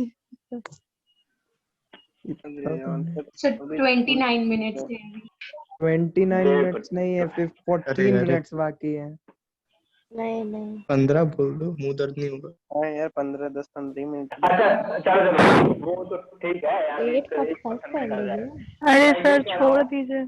सर आज सर काफी पढ़ लिया है सर। सर ये अरे होमवर्क दीजिए। सर क्लियर है, कॉन्सेप्ट क्लियर है ना जो अभी डिस्कस किया? Yes sir. Yes sir.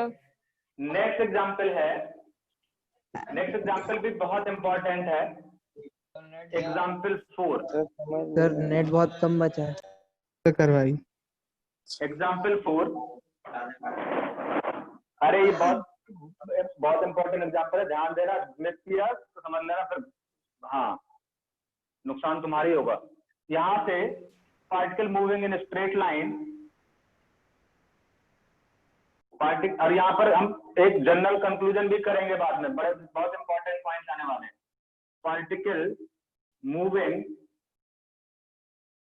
In straight line, straight line with constant speed, with constant speed v1 for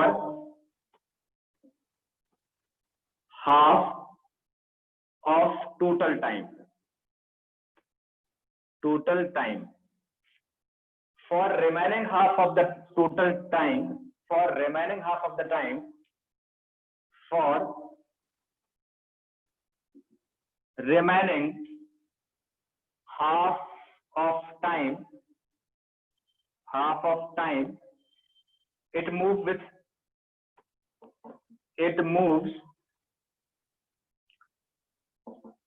with speed v2. Calculate average speed, और यदि स्ट्रेट लाइन मोशन है तो वही एवरेज स्पीड होगा, वही एवरेज वेलोसिटी होगा, क्योंकि सीधे सीधे जा रहा है, कहीं कोई मूव रिटर्न नहीं हो रहा है। अब क्वेश्चन पढ़ लिया? अब समझना, बहुत ध्यान से सुनना, यहाँ पर एक अप्रोच डेवलप करनी है हमें इस टाइप के प्रॉब्लम सॉल्व करने। अभी तो बड़ा सिंपल सा प्रॉब्लम लिया है और इसका आंसर भी बहुत लोगों को आ भी गया होगा, लेकिन मैं बेसिकली इस प्रॉब्लम पे ज्यादा इंटरेस्टेड हूं ही नहीं, ठीक है ना।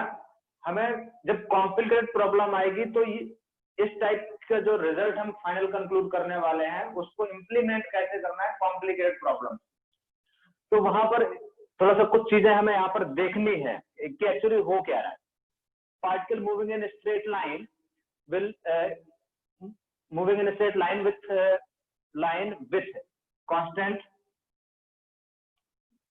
with constant speed v1 for half of the total time, for remaining half of total time it move with speed v2, calculate average speed। अब पहली बात तो आपके दिमाग में एक स्ट्रक्चर बहुत अच्छे से क्लियर होना चाहिए। वो स्ट्रक्चर ये है कि जो भी आंसर लाना होता है हमें गिवन पैरामीटर के फॉर्म में लाना। तो गिवन पैरामीटर यहाँ पर v1 और v2 है, तो आंसर में और कोई थर्ड वेरिएबल इंट्रोड्यूस नहीं होना चाहिए, आंसर भी हमारा v1 और v2 के फॉर्म में ही आना चाहिए। ये वो पॉइंट है जो मुझे बोलना ना पड़े, आपको लिख लेना चाहिए, क्योंकि कई बार हम दिमाग में पता नहीं क्या क्या इमेजिन करते रहते हैं, हम एक सोचने का तरीका ही डेवलप नहीं कर पाते। तो पहली बात तो जो भी आंसर आना चाहिए गिवन पैरामीटर के फॉर्म में आना चाहिए। तो यहाँ पर गिवन पैरामीटर आप खुद आइडेंटिफाई करो, जो इन्फॉर्मेशन हमें गिवन है वो v1 और v2 गिवन है, बाकी और कोई इन्फॉर्मेशन नहीं गिवन है। हाँ, टोटल टाइम पता, टोटल टाइम की वैल्यू नहीं पता, हाँ बस ये जरूर पता है कि टोटल टाइम जो भी रहा होगा उसकी वैल्यू नहीं पता है। टोटल टाइम जो भी रहा होगा उसके हाफ टाइम के लिए जो स्पीड है वो v1 है, और जो remaining half of the total time है वो स्पीड v है। तो यहाँ पे क्वेश्चन अप्रोच करने का तरीका क्या, हमें क्वेश्चन की फॉर्मेशन करनी होती है, उसको ड्रॉ करना होता है, ये बहुत इंपॉर्टेंट चीज है। तो लेट एज्यूम किया टोटल टाइम टी, भाई जो हमारे पास नहीं है एज्यूम करना पड़ेगा, let t is the total time, t is the total time, total time. तो t/2 यदि टोटल टाइम का हाफ लें, इधर जो स्पीड है वो v1 है, और जो remaining half of the total time है, यहाँ से तक का टाइम यदि t/2 भी है, यहाँ भी लगा है, तो यहाँ का स्पीड जो है वो v2 है। ये स्ट्रक्चर तैयार करना होता है, क्वेश्चन को फॉर्म करना, ऐसी चीजें दिखना शुरू हो जाती हैं। तो मैं ये अपने लिए नहीं कह रहा, मैं डायरेक्ट लिखना भी शुरू कर देता, आपको भी ये प्रैक्टिस में होना चाहिए, हैबिट में होना चाहिए। अब जो बेसिक डेफिनेशन है, समझने की कोशिश करते हैं। बेसिक डेफिनेशन है, अब यहाँ पर स्पीड की बात कर रहा है या वेलोसिटी की बात करता है, कोई फर्क नहीं पड़ता, क्योंकि जो वही डिस्टेंस है और वही डिस्प्लेसमेंट है, तो स्ट्रेट लाइन में कोई फर्क नहीं पड़ता, वही स्पीड होता है, वही मैग्नीट्यूड ऑफ एवरेज वेलोसिटी भी होता है।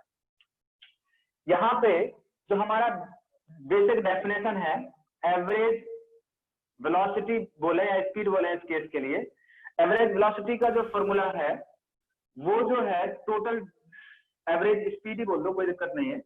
एवरेज स्पीड का जो फॉर्मूला है total distance divide by total time taken. अब टोटल डिस्टेंस नहीं पता, तो यहाँ पर लेट से ये x1 है और ये x2 है, तो यहाँ तक का स्पीड पता है, टाइम t/2 मैंने एज्यूम किया है, तो डिस्टेंस यहाँ तक का डिस्टेंस वेलोसिटी इनटू टाइम हो जाएगा, तो v1 इनटू t/2 ऐसे लिख सकता हूँ। बस जो फॉर्मूले हैं वो अप्लाई करते जाओ, जो कॉन्सेप्ट है वो अप्लाई करते जाओ, जो वेरिएबल इंट्रोड्यूस करना पड़े उसको इंट्रोड्यूस करते जाओ, और अपनी बेसिक डेफिनेशन पे, फंडामेंटल डेफिनेशन पे स्टिक रहो। यहाँ पर x2 मैंने एज्यूम किया था, x2 को मैं भाई क्या लिख सकता हूँ, v2 इनटू t/2 लिख सकता हूँ, और क्या लिखूंगा, v2 इनटू t/2। हाँ, अब यहाँ पे टोटल डिस्टेंस की बात करूं तो total distance x1 plus x2 है, और divide by total time taken capital T है, और x1 का वैल्यू मैंने लिखा v1 t/2 plus v2 t/2, और divide by total time t दोनों से कॉमन मिल जाएगा, तो ये v1 प्लस v2/2 आ जाएगा। It is the average velocity या average speed in this situation. Yes और no? Yes sir. Yes sir. Sir T क्या यार एक बार सर दोबारा से बता सर, समझ नहीं।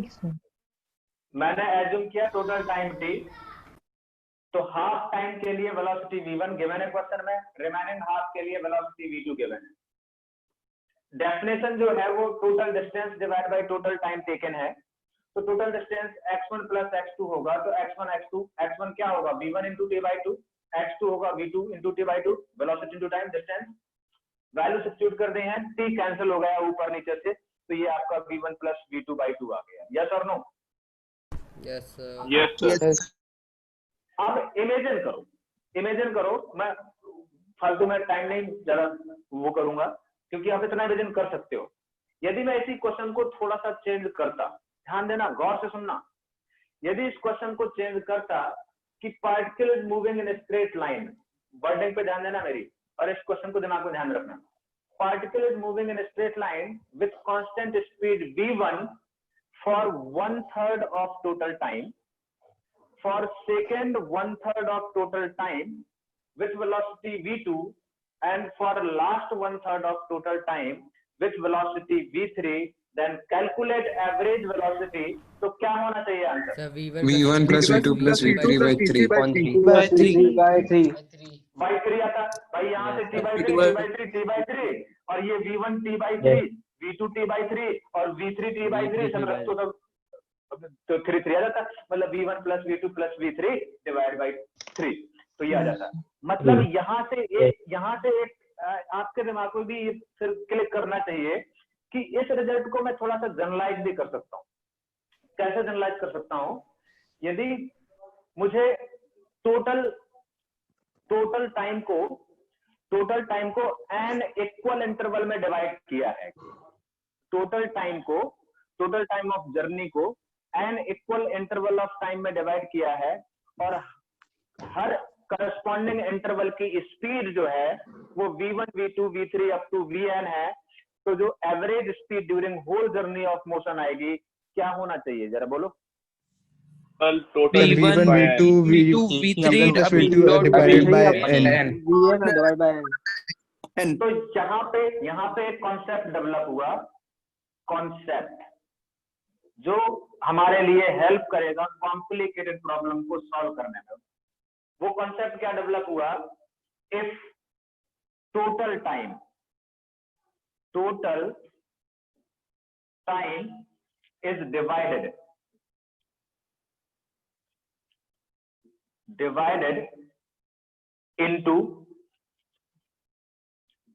into an equal interval,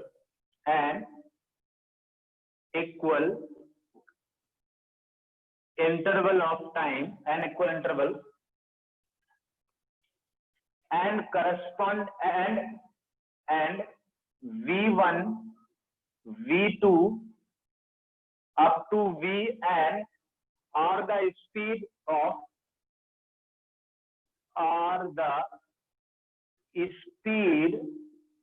of corresponding intervals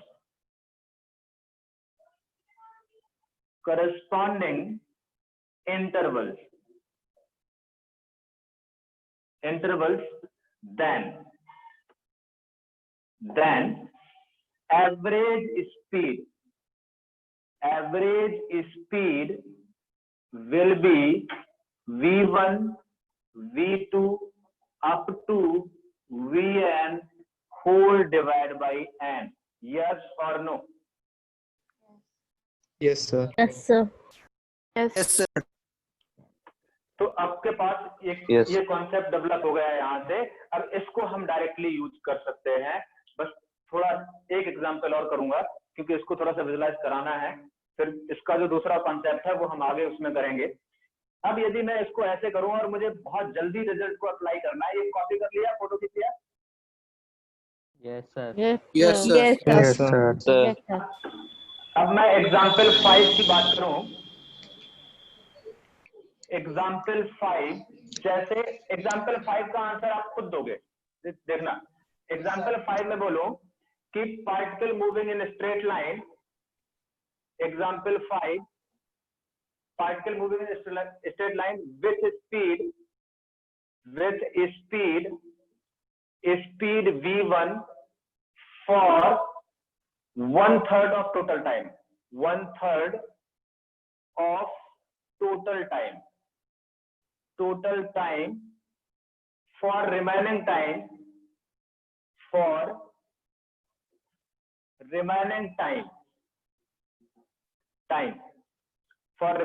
with speed v2. Calculate, find v average. The 2v2 plus v1 by 3. Yes sir. 2v2 plus v1 by 3. v1 plus 2v2 by 3. ठीक है, बाकी मेरे पास basic approach तो है ही, लेकिन अब जब मेरे पास ये रिजल्ट आ गया इसको क्यों ना यूज करें। तो मैं टाइम को डिवाइड कर लूं, 1/3 इक्वल हो गए। इस वाले 1/3 का क्या दिया है, v1 दिया है, सेकंड वाले 1/3 का क्या दिया है, v2 दिया है, और थर्ड वाले 1/3 का भी क्या दिया है, v2 दिया है।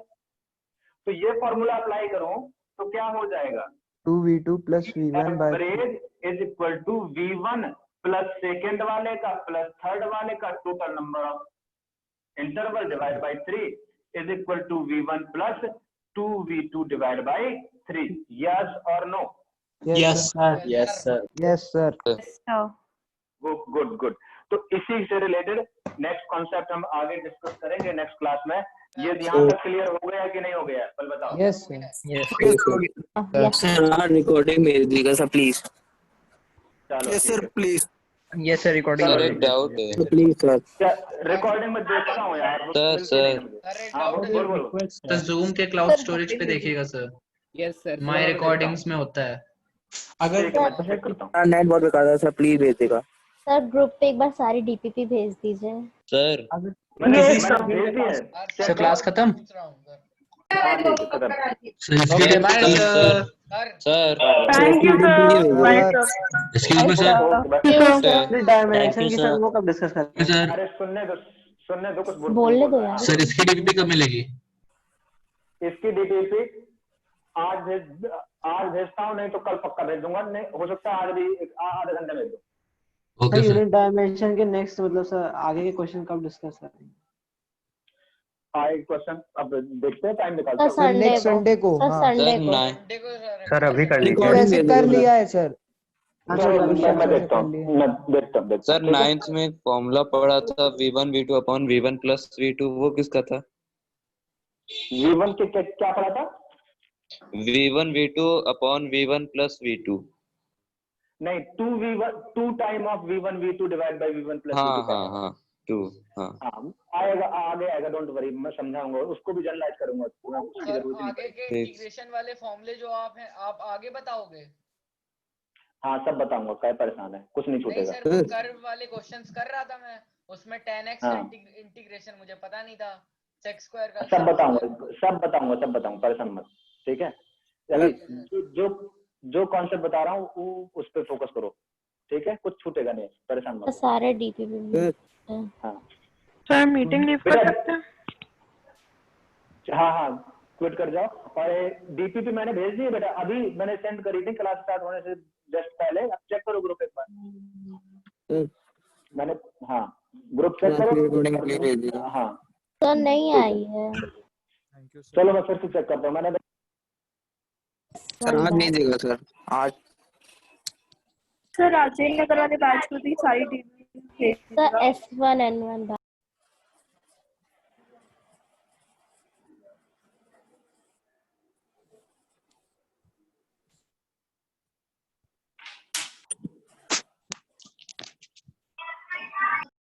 Thank you sir.